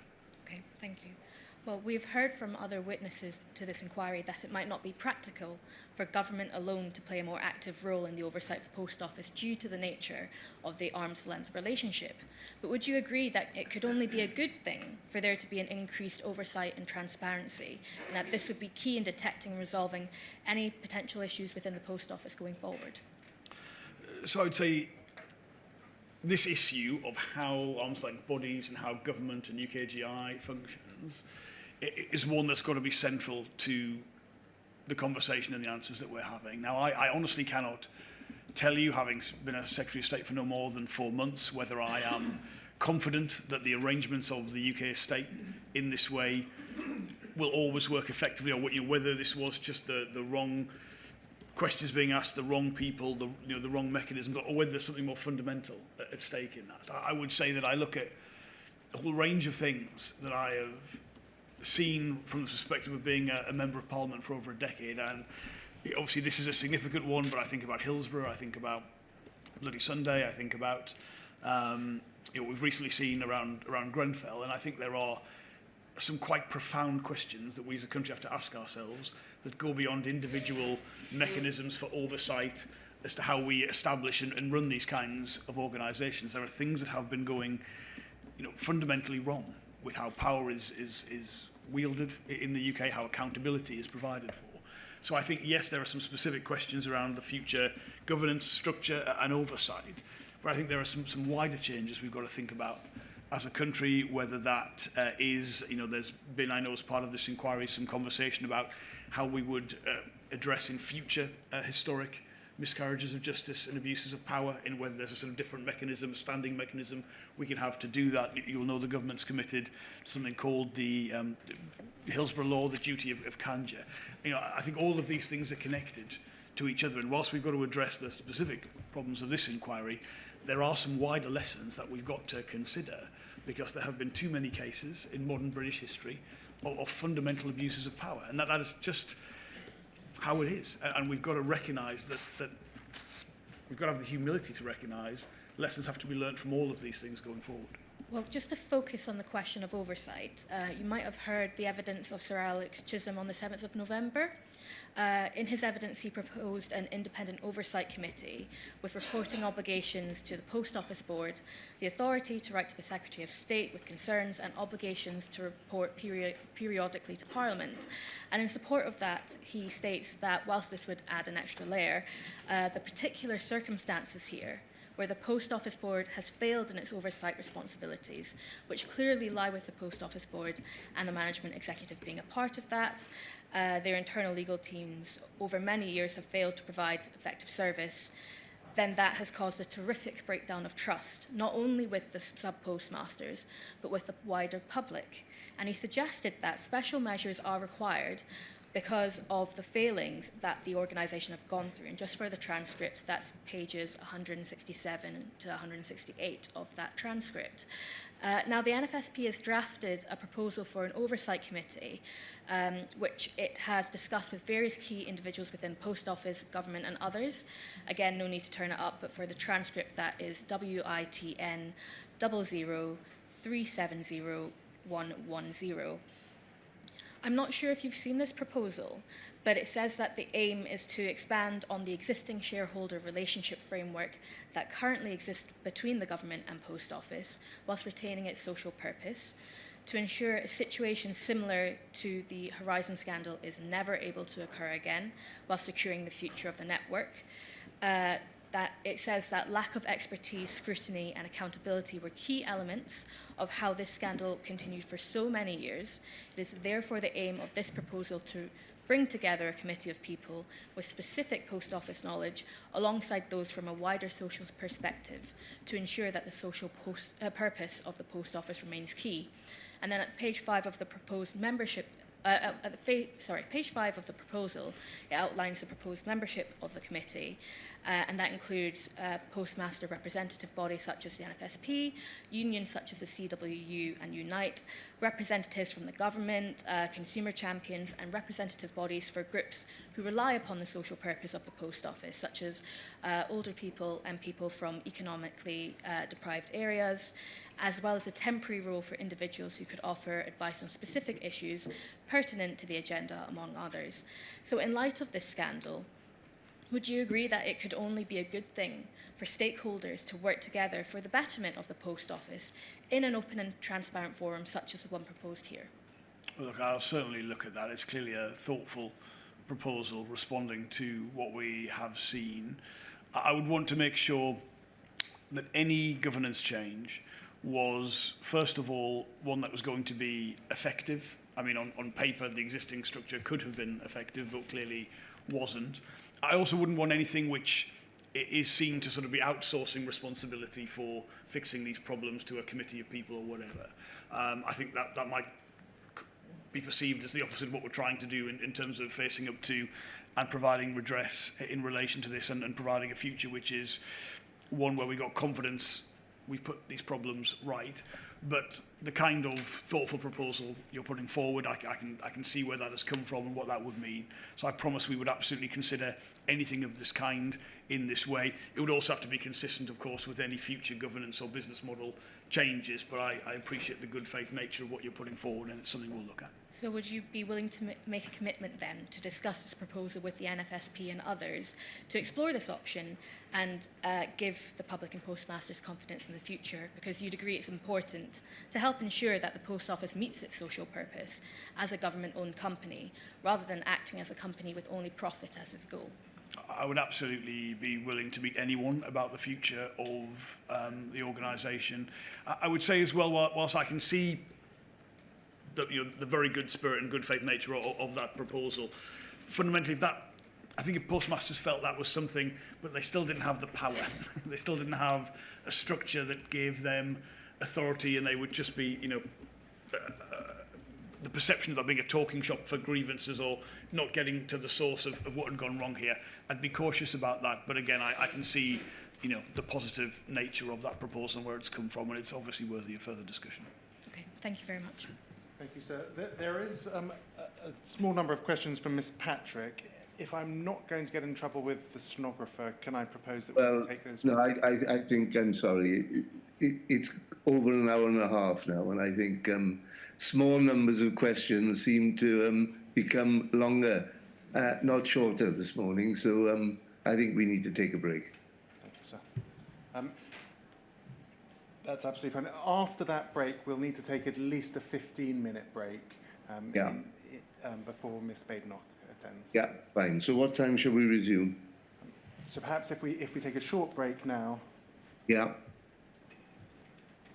say 5 minutes. Well, let's make it 11:45. Thank you very much.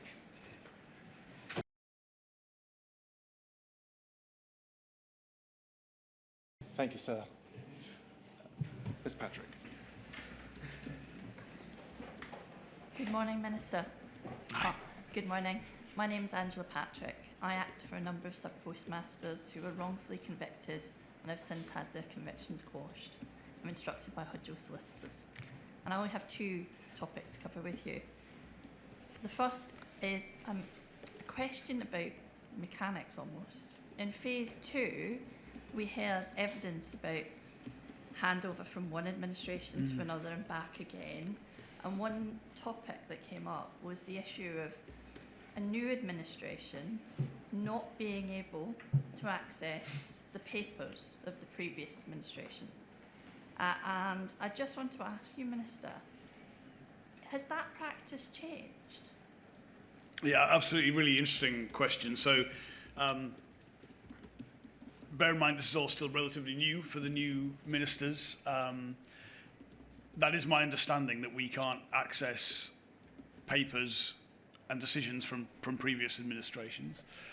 It comes up in a number of occasions, to be honest, particularly actually around in the department consideration of things like the trade talks and so forth. We have to refresh all of that as a new government. I would say specifically in relation to the post office, I've never felt that there's something I needed that I haven't had access to. Some of the broad policy decisions, for instance, setting up the appeal scheme for HSS, had already sort of been, they were in the public domain through the advisory board's recommendations. So it wasn't like there was something I felt we didn't know where it had come from or where it had originated, or a piece of information. And I think as far, well, certainly from my point of view, I would say I had a fairly good relationship with particularly Kevin Hollenrake, who'd been the Postal Affairs Minister before the election, and frankly the ability to talk or raise issues between us quite readily. So that is my understanding of our constitution, but I don't feel or haven't felt it's been a barrier for me in this case. In practical terms, just to think about what that might mean, thinking about one or two of the topics that are still very much live, the strategic review and NBIT, if there had been, for example, some work done under the previous administration, a report produced or a piece of research or a piece of thinking that was set down in paper and in a drawer somewhere at the department, that couldn't be fished out and given to you as a minister, but civil servants would have access to it. Is that a reflection of the rule? So I believe what you're describing is right, and I just want to say I don't consider myself an expert on this, having just been through it fairly recently. I also don't quite know the situation in relation to an arm's length body that is sponsored by the department that would essentially be doing its own work and then referring that back to the department for oversight or for decision making.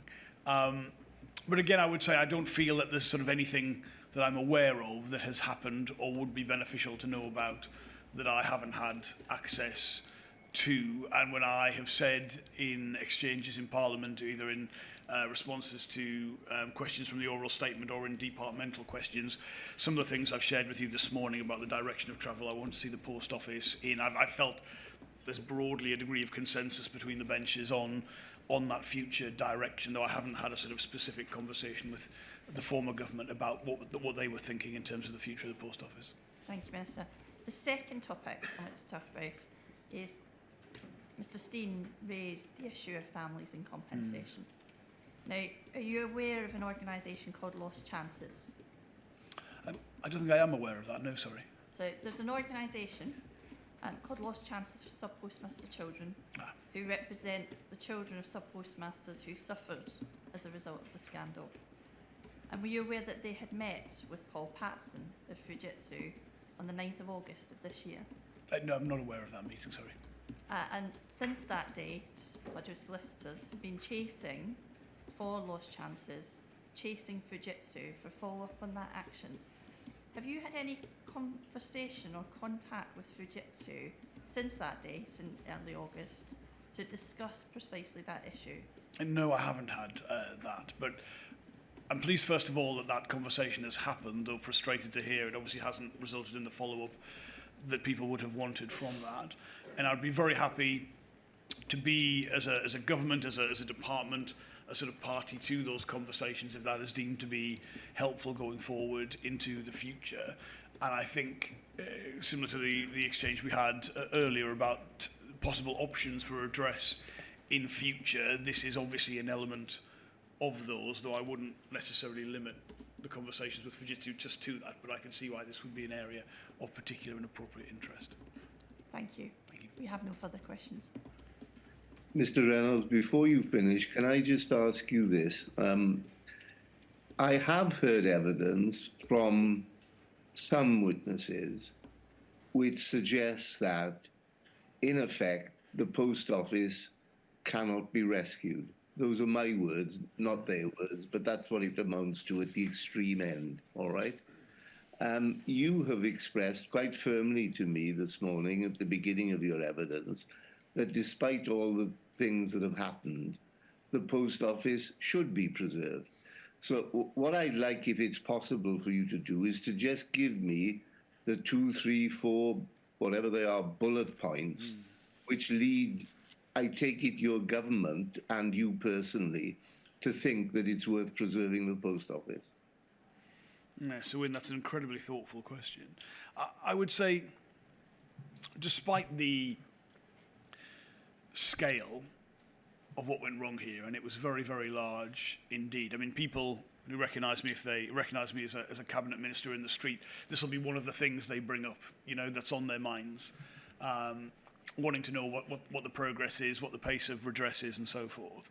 Despite that registering with the public in this way, I do genuinely feel the public still want a post office. They still want the service it provides. When I go into, the post offices in my local community, they're actually always pretty busy.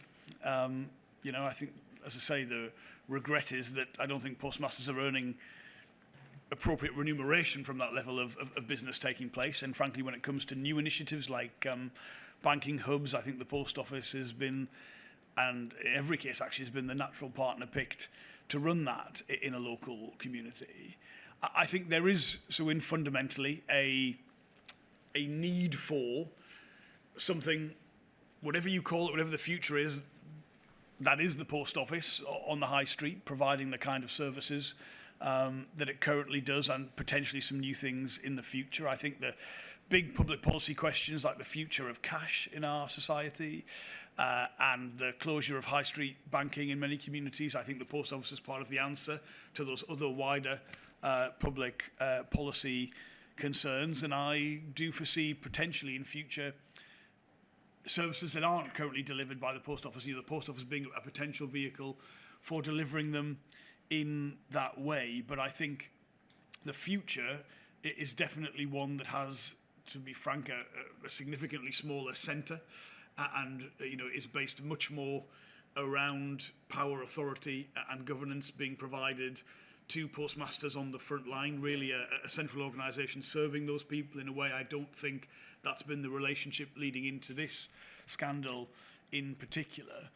I would also say, to be frank, even when there are, I've had circumstances in my constituency, Sir Wyn, where someone providing postal services, wishes to move on, retire, whatever, and you ask for, is there another business in the local community willing to provide these things? If that can't be found, there is still genuine regret amongst the public at the loss of those services. So I feel both the public demand and the policy rationale is still there, and that underpins these conversations and work that we're doing on what the future might look like. Thank you very much, Mr. Reynolds. I'm very grateful to you for taking the time to come to give evidence at the inquiry. All I need to do is to thank you for doing that. Thank you for the opportunity to be here, Sir. Right, Mr. Blake, a 15-minute break, yeah? Yes, we'll need 15 minutes in which everybody clears the room, I'm afraid. Right, okay. Thank you very much. Thank you.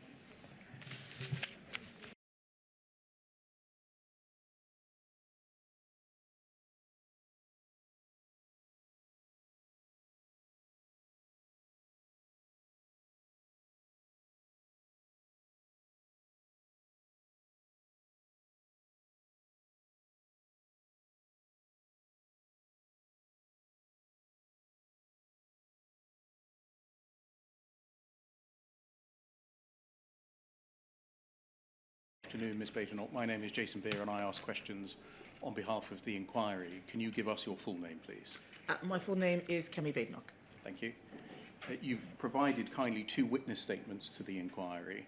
The first of them is dated the 26th of September 2024. Could you please open it? I think it's tab A2 in your bundle there. For the transcript, the URN is WITN 114800100. I think it's 9 pages in length, excluding the appendix. Is that your signature on page 9? Yes, that is an electronic signature, but yes, I did sign electronically. Thank you very much. And are the contents of that witness statement true to the best of your knowledge and belief? Yes, they are. Thank you very much. And if you turn on a tab to your second witness statement, which is dated the 7th of October 2024, that's 14 pages in length, excluding the appendix. I think there's one correction to make. Paragraph 2 on page 1. That's right. Second line, should the date be the 26th of September 2024? Yes, that's correct. That's the correction required. Thank you very much. And is that your signature on page 14? Yes, that is another electronic signature, but this is mine. And is that witness statement with that correction brought into account true to the best of your knowledge and belief? Yes, it is. Thank you very much. By way of background, I think it's right that before coming to Parliament in 2017, you worked firstly as a software engineer in the CGI group, is that right? Yes, for a company called Logica CMG, which then became the CGI group. Which is, I think, a Canadian IT consulting firm, is that right?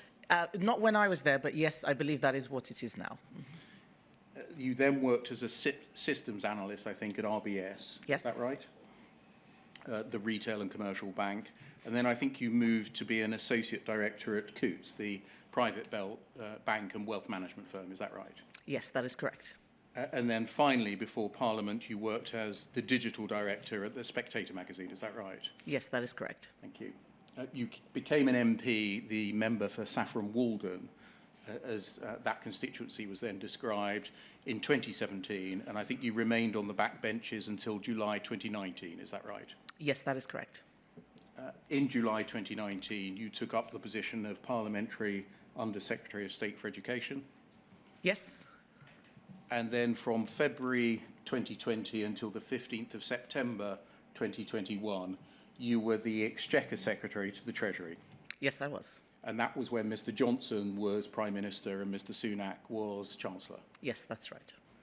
From the 16th of September 2021 until the 6th of September 2022, I think you were a Minister of State at the Department for Levelling Up Housing and Communities. Yes.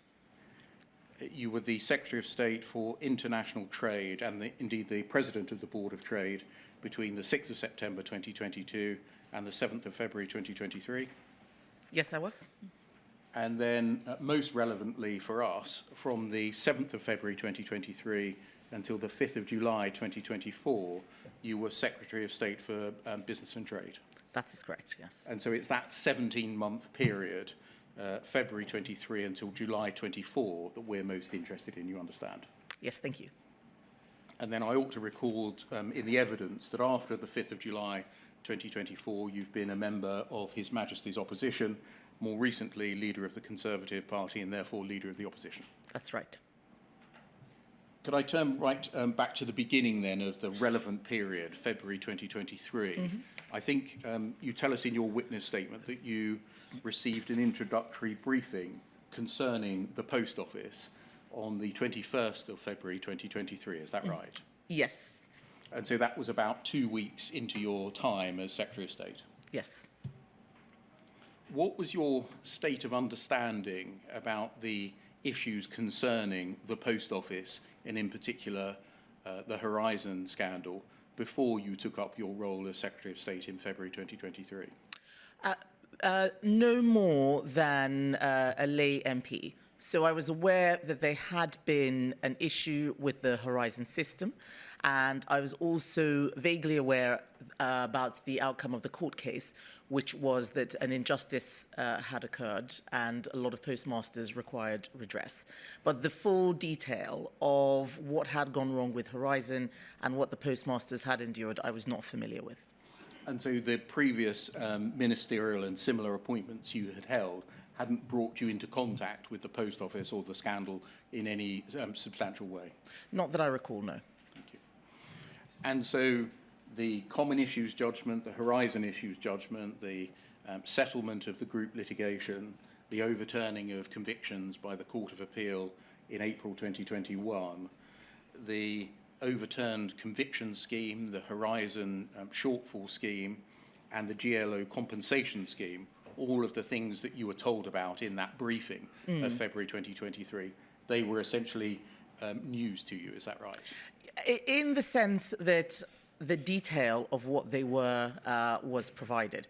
I am sure that as of that time, I would have heard about schemes and references to them. But in terms of the detail, that was news to me. I was fully engrossed in my other ministerial roles. In fact, the only thing that's missing from it's very comprehensive. Yes, that I was Minister for Equalities from 2019 right up until July 2024. So I also had another ministerial job. So most of what I was doing was focused on my ministerial role and my work as a constituency MP. Understood.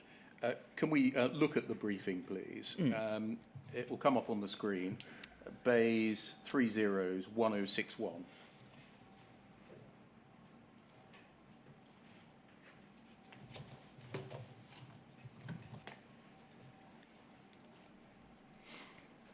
You'll see this is headed Post Office Introductory Brief for the Secretary of State. You'll see that it's dated February 2022. I think that must be a typo because this was February 2023. It could have been a typo, but it may also have been a lightly updated version of the standard briefing which they would provide to Secretaries of State. And so still a typo because the date ought to have been updated. Yes, well, that's right. Yeah. Can we please look at page 2, an overview, if we just pan out a little bit, please. Thank you. An overview is given of the Post Office.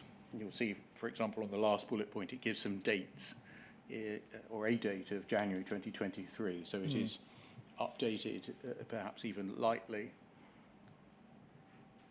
And these kind of facts and figures, these would have been new to you. Yes, definitely. And if we go over, please, to page 3, there's a diagram setting out the government's relationship with Post Office Limited. It records in the rubric that the Secretary of State became the sole shareholder in the Post Office Limited in 2012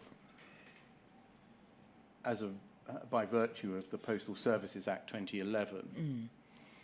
And then you'll see the boxes set out, 2 boxes on the left, 2 in the middle, and then 2 on the right. And on the left-hand side, 2 boxes, one within the other, one referring to you, the Secretary of State, and one referring to the Minister, Mr. Hollingbrake. Did that position, as is set out in those boxes, reflect the state of affairs on the 21st of February 2023, i.e. the date of the briefing? Yes, because if I can describe the nature of the machinery of government change, Kevin Hollingbrake had already been in the Department for Business before it was joined up with Trade. So he was already carrying out that work. So effectively, the delegation existed even before he had come to the department. But what the main change was that I was becoming the Secretary of State for Business as well as Trade, and I was taking on the sole shareholder responsibilities. I see. And so, as at the date of this meeting, the 21st of February 2023, 5 functions were retained by you, the 5 bullet points under sole shareholder, namely board appointments, remuneration, Post Office's strategic plan, the funding envelope, and the size of the network, but delegated to Mr. Hollingbrake, ministerial oversight, and the parliamentary spokesman. Yes, but I'm not sure that fully describes how it would have worked. The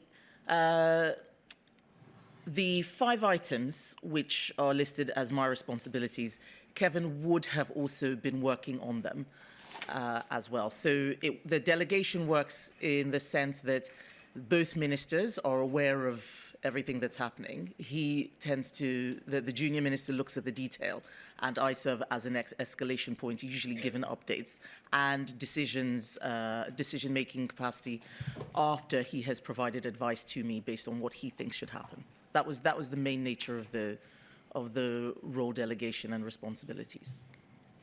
In your witness statement, let's look at it, please. It's the second witness statement. It will come up on the screen. So WITN 11480-200, page 3, paragraph 10.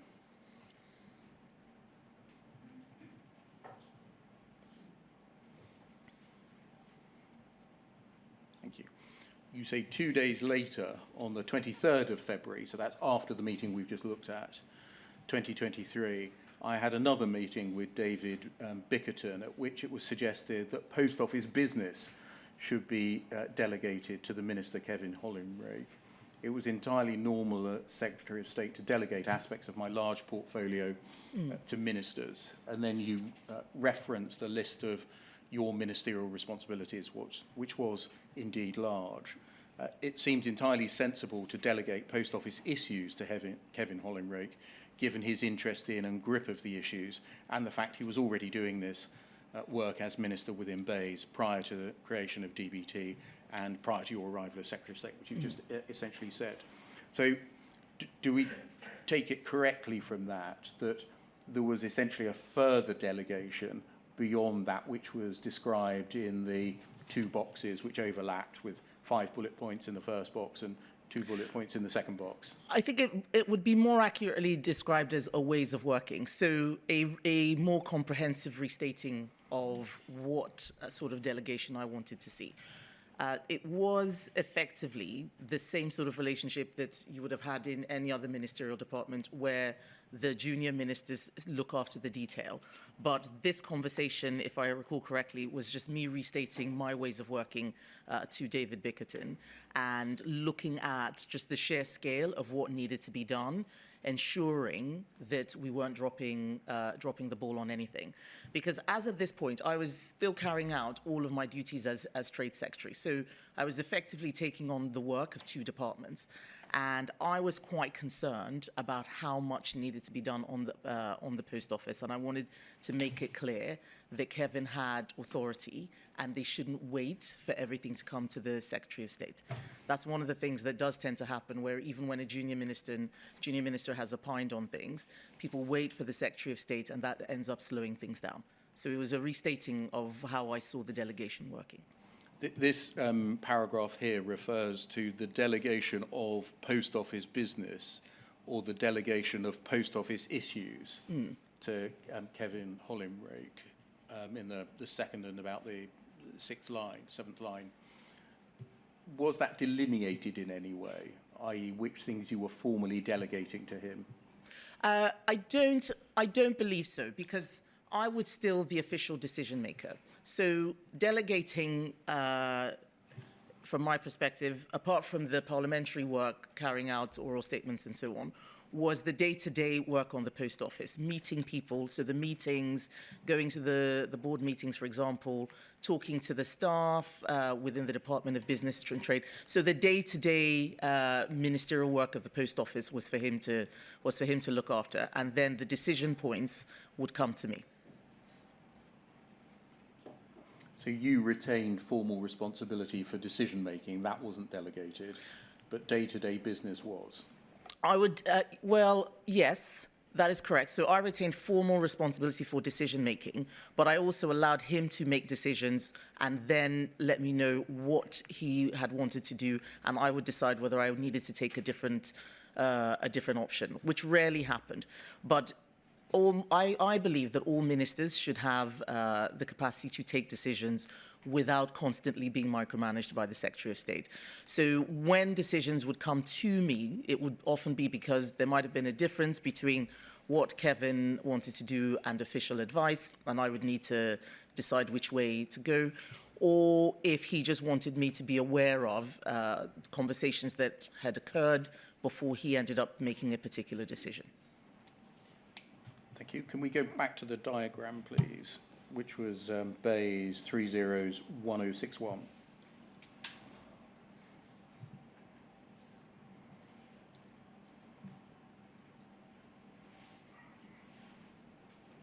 And look back again at page 3, please.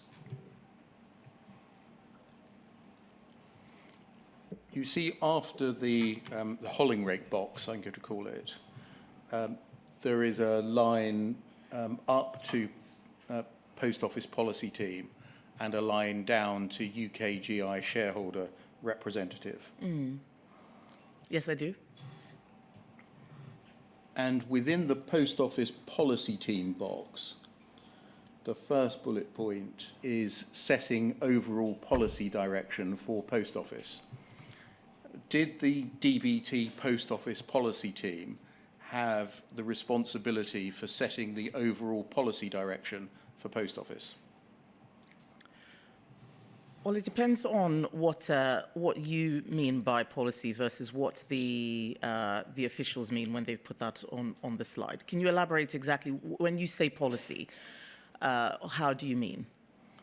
I can only go on the words on the page, Ms. Badenoch, which suggest that the Post Office Policy Team had responsibility for setting the overall policy direction for Post Office.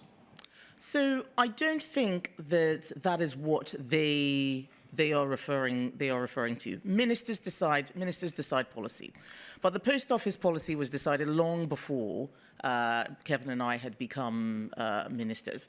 I suspect what they were trying to say there was ensuring that they passed on what we were talking about in terms of policy direction onto the Post Office. But in terms of setting overall policy direction, that would happen at ministerial level.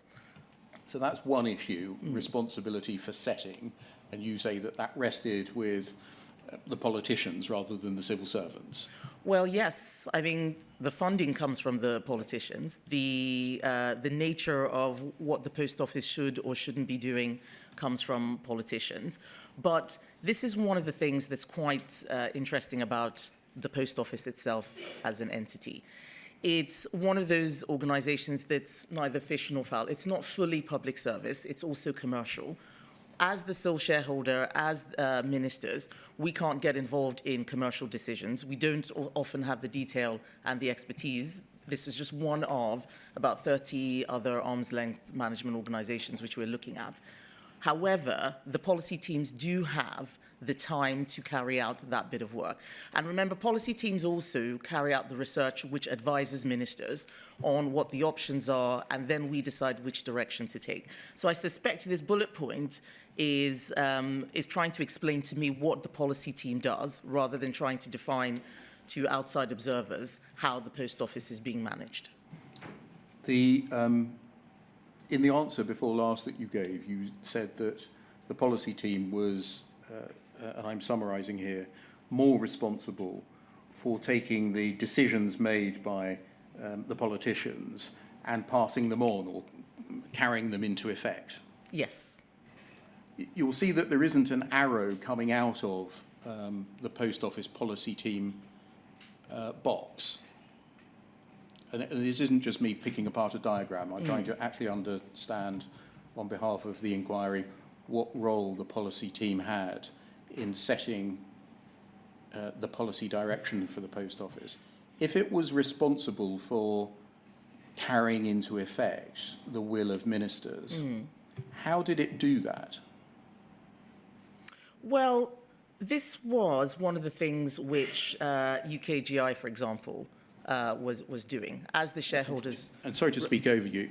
I can understand that, but that's not what this diagram shows, is it? Here, the arrow goes down to UKGI, and it suggests under the first bullet point that its responsibility was to challenge the post office's strategy rather than setting it. So I think that this diagram needs to be looked at in context. It is not a definitive diagram of exactly how everything works. It is really a short briefing document so that we can see how all of the teams are interacting and give a high-level overview of what it is they do. This PowerPoint is not a Bible for exactly how things should work. We, as ministers, will have multiple teach-ins where teams are rushing through in half-hour, one-hour meetings how an organization is put together and how it all works. But the real learning goes on over a longer period of time, not the half-hour meeting. So I wouldn't read too much into this diagram as the definitive sort of explanation of how things worked. You know, even as I described the delegation, this is simply what they're showing me on day one. This is officially what you do. Here's our team. This is what we do, and so on and so forth. I would not use this diagram as a full description of how every single thing happened. It's a useful illustration. You said that, in fact, UKGI had responsibility for carrying into effect the politicians' decisions as to post office's strategy. No, that's not quite what I said. I said UKGI also carried out that sort of representation of what ministers wanted as shareholders' representative, but they were not a policy team. Who did have responsibility for carrying into effect ministers' decision as to the policy direction of post office? Well, it depends specifically on the issue. We have a team that has a director. There's a director general who covers the post office as well as many other departments, business areas, as well as arm's length bodies, British Business Bank being a classic example. And there'll be quite a few people within the policy team who have an interaction with the post office, sometimes at board level, but it's split amongst various individuals.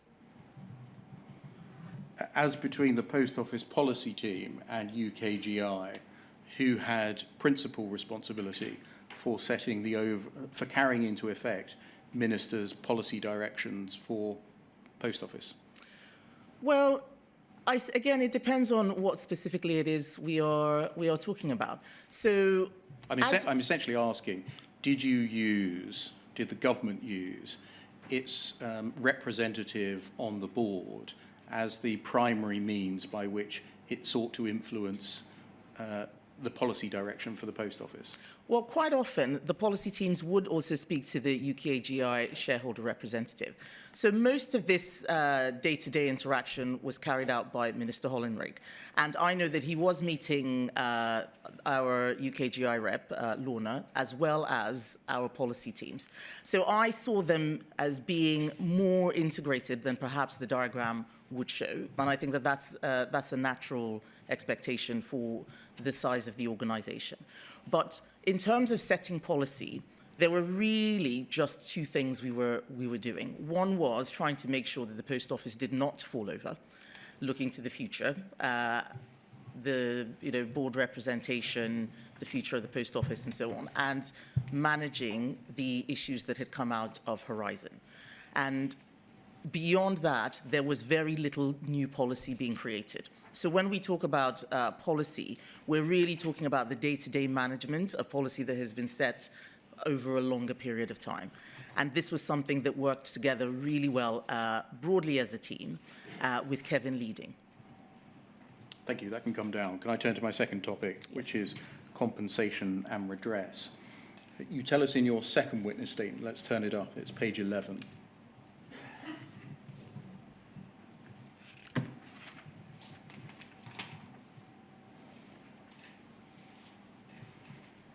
Page 11, paragraph 39.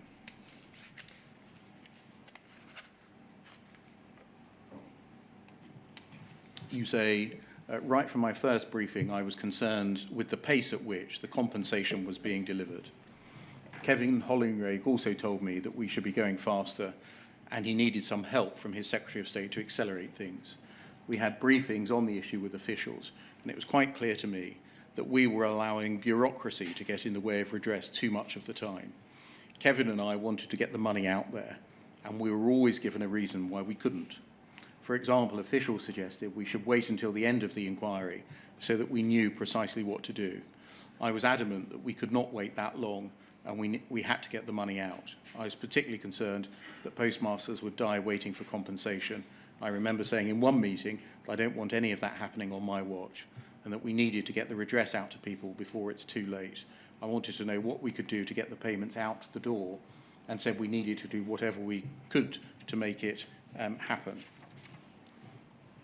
Can I ask firstly, as Exchequer Secretary for 18 months from February 2020 until September 2021, were you aware of any blockers in the Treasury to the payment of full and fair compensation? No. Was that something that crossed your desk, the payment of compensation and the provision of redress arising from the Horizon scandal when you were Exchequer Secretary? It may have done, but I don't recall looking at that. I'm not sure that that sort of thing would have been the Exchequer Secretary's remit, so I'd be surprised if it did. The Exchequer Secretary didn't look at spending. The Exchequer Secretary's role is around economic growth and where money is coming from rather than where money needs to go to. So I would be surprised if that crossed my desk. So that would be more responsibility for the CST, so the Chief Secretary to the Treasury? Very likely, yes. At this time, once you became Secretary of State, why were you concerned with, quote, the pace at which the compensation was being delivered? Well, because after the briefing, and maybe during the briefing as well, Kevin had told me how he had been looking at this issue from the time when he was a backbench MP. And I was aware of the injustice, just from reading newspapers rather than any parliamentary briefing. And I have seen this sort of thing happen before, where justice delayed is effectively justice denied. And I am more interested in making sure that we get things done rather than every single box is ticked. I feel that there is often too much bureaucracy in the way of getting things done because people are worried about process, they are worried about if things go wrong, them being on the hook for that. And so they carry out lots of checks and balances well beyond what I think is required in order to deliver the right outcome. You say something along those lines in this paragraph here. The sentence, about 5 lines in, we were allowing bureaucracy to get in the way of redress too much of the time. Who was allowing bureaucracy to get in the way of redress too much of the time? Well, the government machine. So I think I remember asking a question like, why can't we just give them the money now? If we know this, I can't remember specifically what we were talking about, but I just like to ask the simple questions. Why can't we just do this? And then I'd be told, well, there could be judicial review, and the Treasury has these value for money requirements, and if we don't meet them, then we might end up having to go to court. So I just kept trying to find a way through. How do we, I put myself in the shoes of the sub-postmasters, that if I was this person, or if I was a member of their family, what would I want?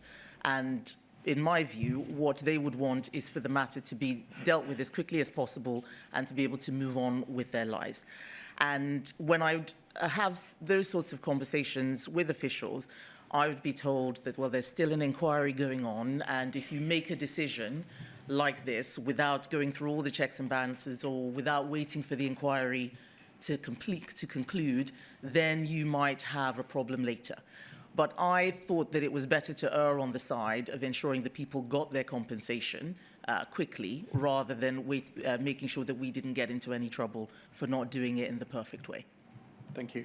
I think in August 2023, you wrote a letter to the then Chancellor of the Exchequer, Jeremy Hunt MP. Yes. Can we look at that, please? Bays 40808.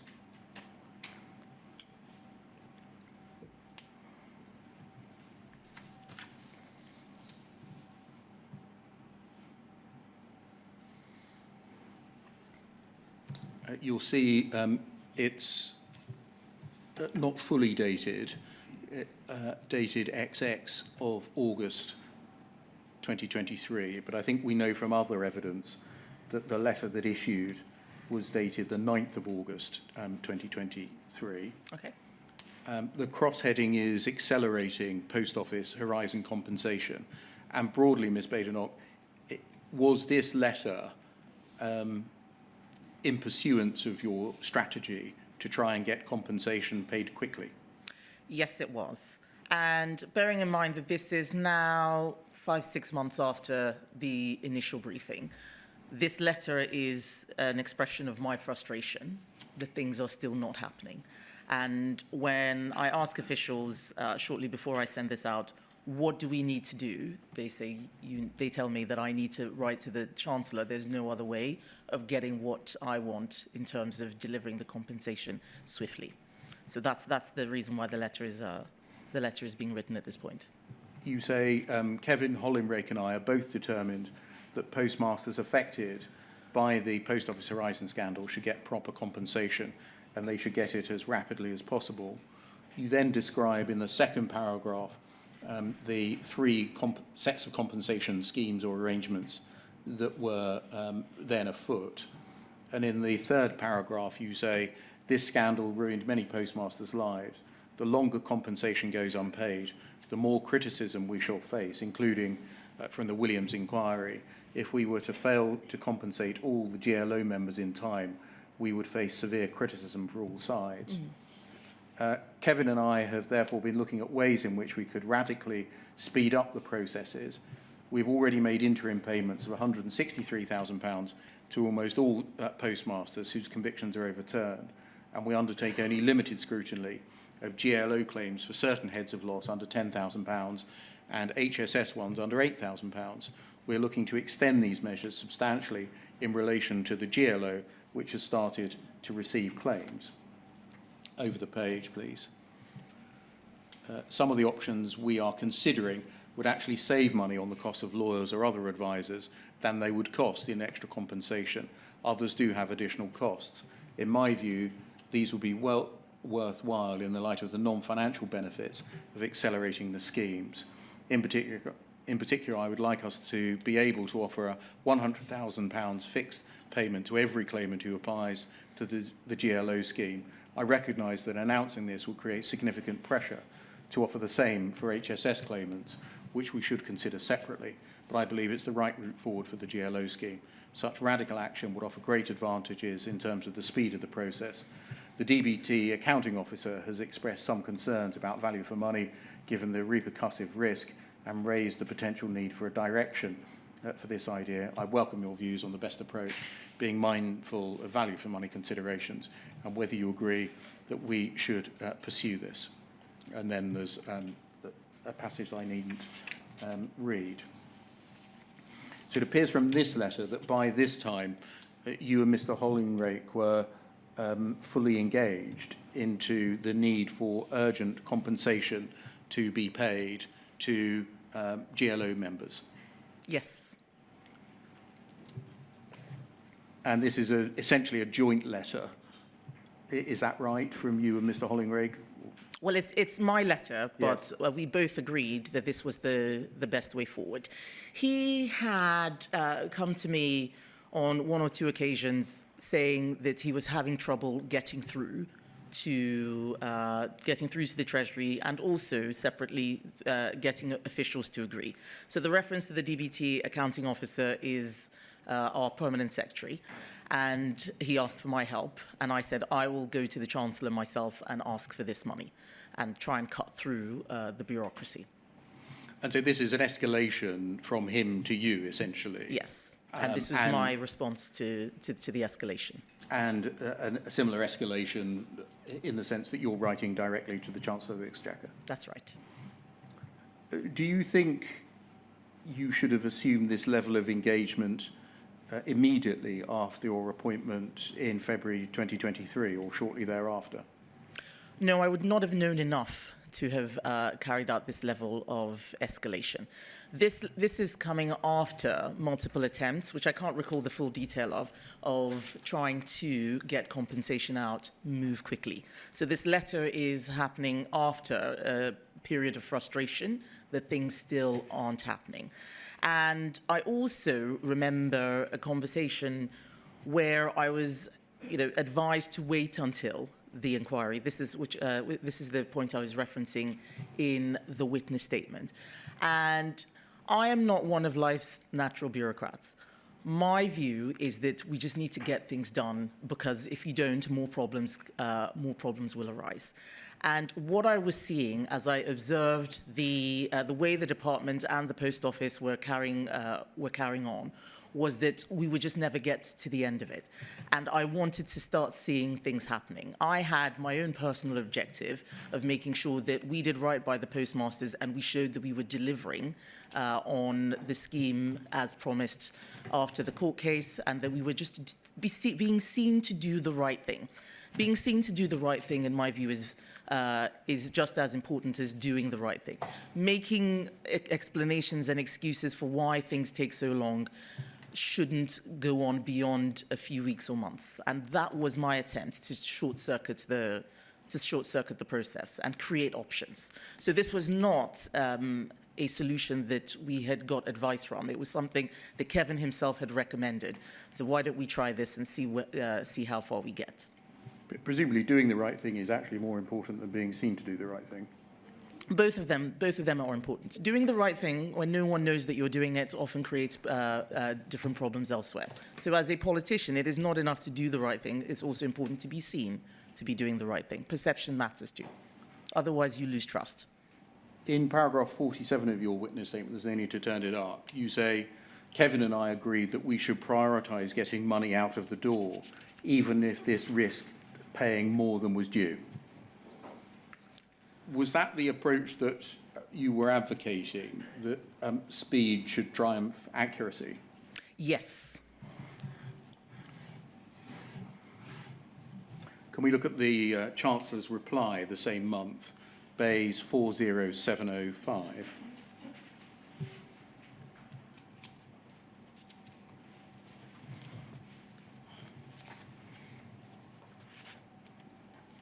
You'll see his reply, if we just look at the second page.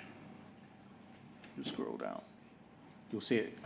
It's a letter from Mr. Hunt. Go back to the first page, please. It's dated August 2023, and he says in reply to you, thank you for your letter of the 9th of August. That's one of the pieces of evidence that we can establish that your letter was dated the 9th of August from, regarding the acceleration of Post Office Horizon compensation. I'm wholly committed to ensuring the postmasters achieve the full and fair compensation they rightly deserve. And then moving on to paragraph 5, where he addresses the substance of your request. In relation to the specific proposal for a fixed sum, for fixed sum awards on the GLO scheme, while successful delivery is paramount, we must also have regard to our responsibility for the public finances and to ensuring that the treatment of claimants on each Horizon compensation scheme is fair to that of their peers. And then paragraph 6, as you note, making fixed sum awards on the GLO would incur significant repercussive risk and costs, including to the HSS. Given the extent of this risk and its high likelihood of crystallisation, I would encourage you to explore the full breadth of other options to advance the ultimate objective of timely and successful delivery of full and fair compensation. And then over the page, he says he's grateful to you and Mr. Hollingrick. So paragraph 6 was essentially a rejection of the proposal by the Chancellor. Yes. You tell us in your witness statement, it's at paragraph 44, it's your second witness statement, if we turn that up.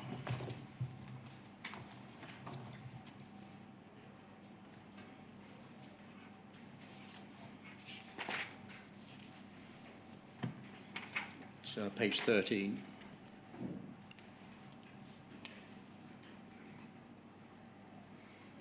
You say, having cited the letter that I read from you to the Chancellor, you say, despite some initial resistance from the Treasury, and then you cross-refer to the letter we've just read, Mr. Hunt's reply. Yes. I was prepared to issue a ministerial direction to get this over the line. You describe this as initial resistance. Wasn't it just a refusal? Well, the witness statement is written at a point when we did get some money over the line. So that's what I'm referring to. I see. So in the context of the payment of compensation as a whole, yes, this rejection is to be seen as initial resistance. Yes. Got it. You say you were prepared to issue a ministerial direction to get it over the line. Can we look, please, at the reference to a ministerial direction, Bays 40716.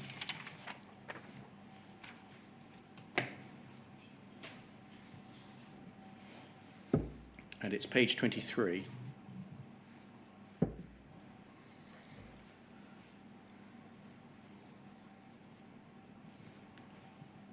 You'll see here an email of the 21st of August 2021. If we scroll down and a bit more, just to see the signature block.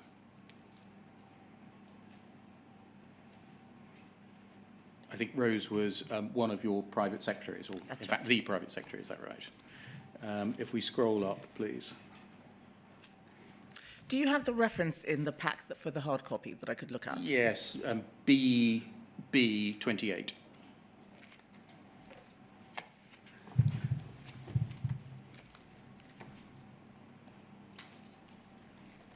Thank you.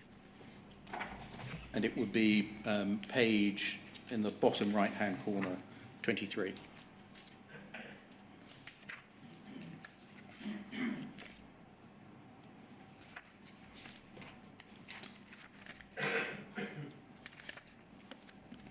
Thank you.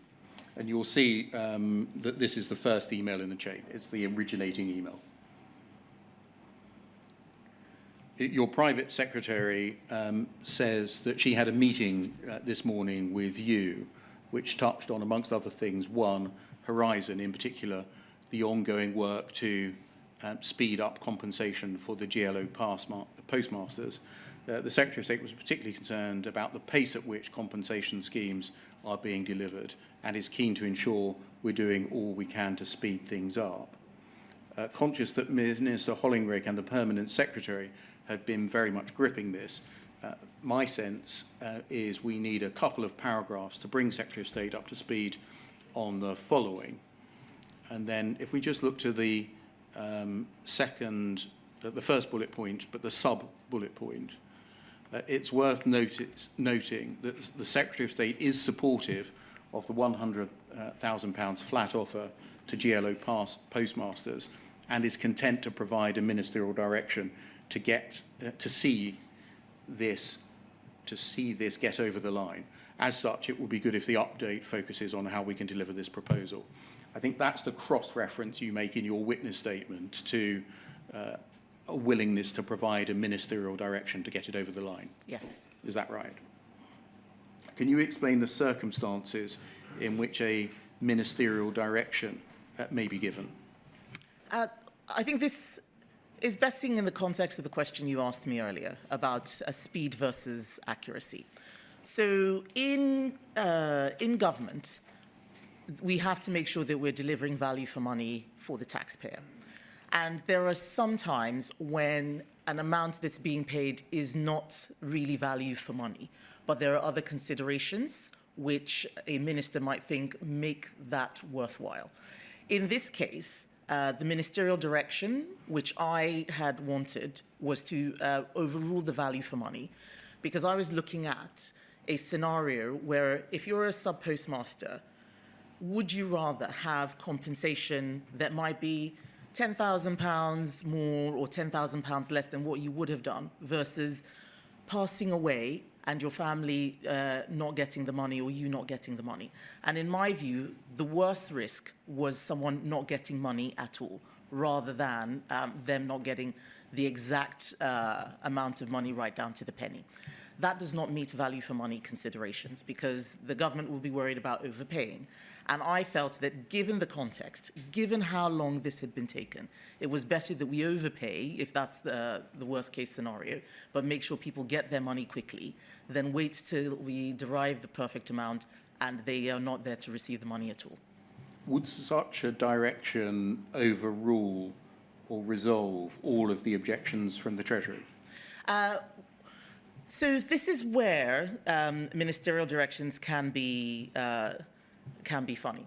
So if the Treasury doesn't give you the money at all, you can't direct anything. They need to give you the money first, and then you can decide how it is best used. So yes, it can overrule certain requirements which they might place on things, but quite often a ministerial direction comes in long after money has been given. But this was also not just me trying to solve the problem, but showing willing to my officials so that they didn't feel that they had to bear the responsibility. A ministerial direction is often a short way of saying, don't worry about it, it'll be my problem, not yours. I was going to ask, was this exercising soft power, essentially? An unkind way of describing it would be sort of posturing, but in order to get a result? It could be seen that way, but I was very happy to make the direction. So it wasn't just posturing, but it was signalling the direction which I wanted the department to take and to make it very clear. And I am happy that we did this because now I can talk about it at the inquiry, to make it very clear that we need to change the way that we do things in government. There is far too much going round and round in circles and avoiding taking serious, real decisions because everybody's worried about getting into trouble later. This is something which I tend not to worry about. Maybe I should do, but I do trust my judgment. And I think that you look at the way that this case has panned out, that we should have just done it in August 2023. I'm glad that we got there in the end, but I think that the worries were, that people were overly worried. That's the best way to put it. Why was no ministerial direction simply issued by you? Because there was no money to haggle over what the right value should be. So in order to issue a ministerial direction around value for money, you need to have the money in the first place. And at this point, no money had been outlined specifically for this proposal. At least that's what I recall. And so threatening or raising the possibility of a ministerial direction would be ineffective? Well, I don't think so, because if you look at the letter which the Chancellor had written, if we can just go back to it, because you said refusal and I said resistance, and I do tend to choose my words carefully. I did not see that as the end of the. I did not see that as the end of the line. I saw it very much as the first. I'd been in the Treasury. I know how Treasury works. The Treasury often starts with no, and eventually you haggle your way through. I was not expecting the documentary in January, which helped speed things along, but knowing how the department worked, I knew that was an opening move. You'd get a response, and eventually you would get something, and then we could use a ministerial direction to try and move the process along for that specific proposal. You wanted to look at the letter again, Bayes 40705. Yes, there might be something there which I can point to. There might not, but I can't remember. It'll just come up on the screen. Off the top of my head.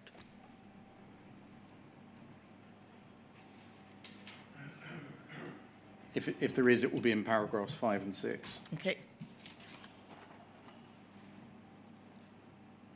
So yes, it's where the line "I am receptive to measures which will increase the likelihood of successful delivery," in my view, was not a flat-out no, but maybe try something else. We don't think that this is value for money, and that's where I could see room for manoeuvre. So the Treasury was supportive of us making sure that compensation was paid in theory, but in practice, it was very hard for them to move away from their usual day-to-day behaviors, a lot of which I think was just them acting by rote. I had seen this myself as a minister in the Treasury. You get briefings, and the briefing is often to say, well, nothing can be done unless the Treasury says so. It's got to be value for money. It just happens in a way that's almost robotic, rather than looking specifically at individual circumstances and seeing whether you can be flexible. Inflexibility, I think, is one of the Treasury's flaws. And that would have been the advice that I'm certain was given to the Chancellor before he wrote the letter which he wrote to me. And so were you disappointed or encouraged? Neither. It's just how things work. I saw enough there to know that it wasn't over, but there wasn't very much that I could do with that letter. And we would need to try something else, try a different angle, make a different case, or something. You referenced earlier the documentary or the drama on ITV. Was it essentially that made the difference? I think it suddenly turned it from a value for money question to a public perception question. And this is the point that we were talking about. It's not enough to do the right thing. You also have to be seen to be doing the right thing. And many people had not known the arguments that were taking place behind the scenes in Whitehall. There was an assumption that nothing was being done. And it was the documentary that made things happen. But actually, work was being done. It was too slow. It wasn't happening quickly enough. No one could see what was taking place. So what the documentary did, in my view, was change the priority of this issue from something which was behind the NHS and security and so on, defence, to we need to solve this now. So it brought the urgency, which I had wanted us to have right from the get-go. It brought the urgency to it and raised the prioritization.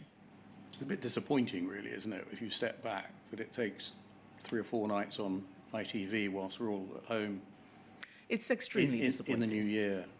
It's extremely Watching disappointing. a programme to give something sufficient attention that the government thinks that perception has changed and therefore takes action. I think that if you look at it in the context of what is happening in government, there are 1,000 things that are being asked, that money is being requested for.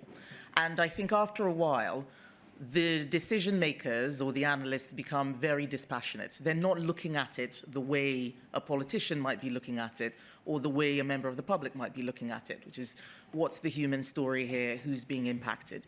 After a while, it just becomes another line in a ledger.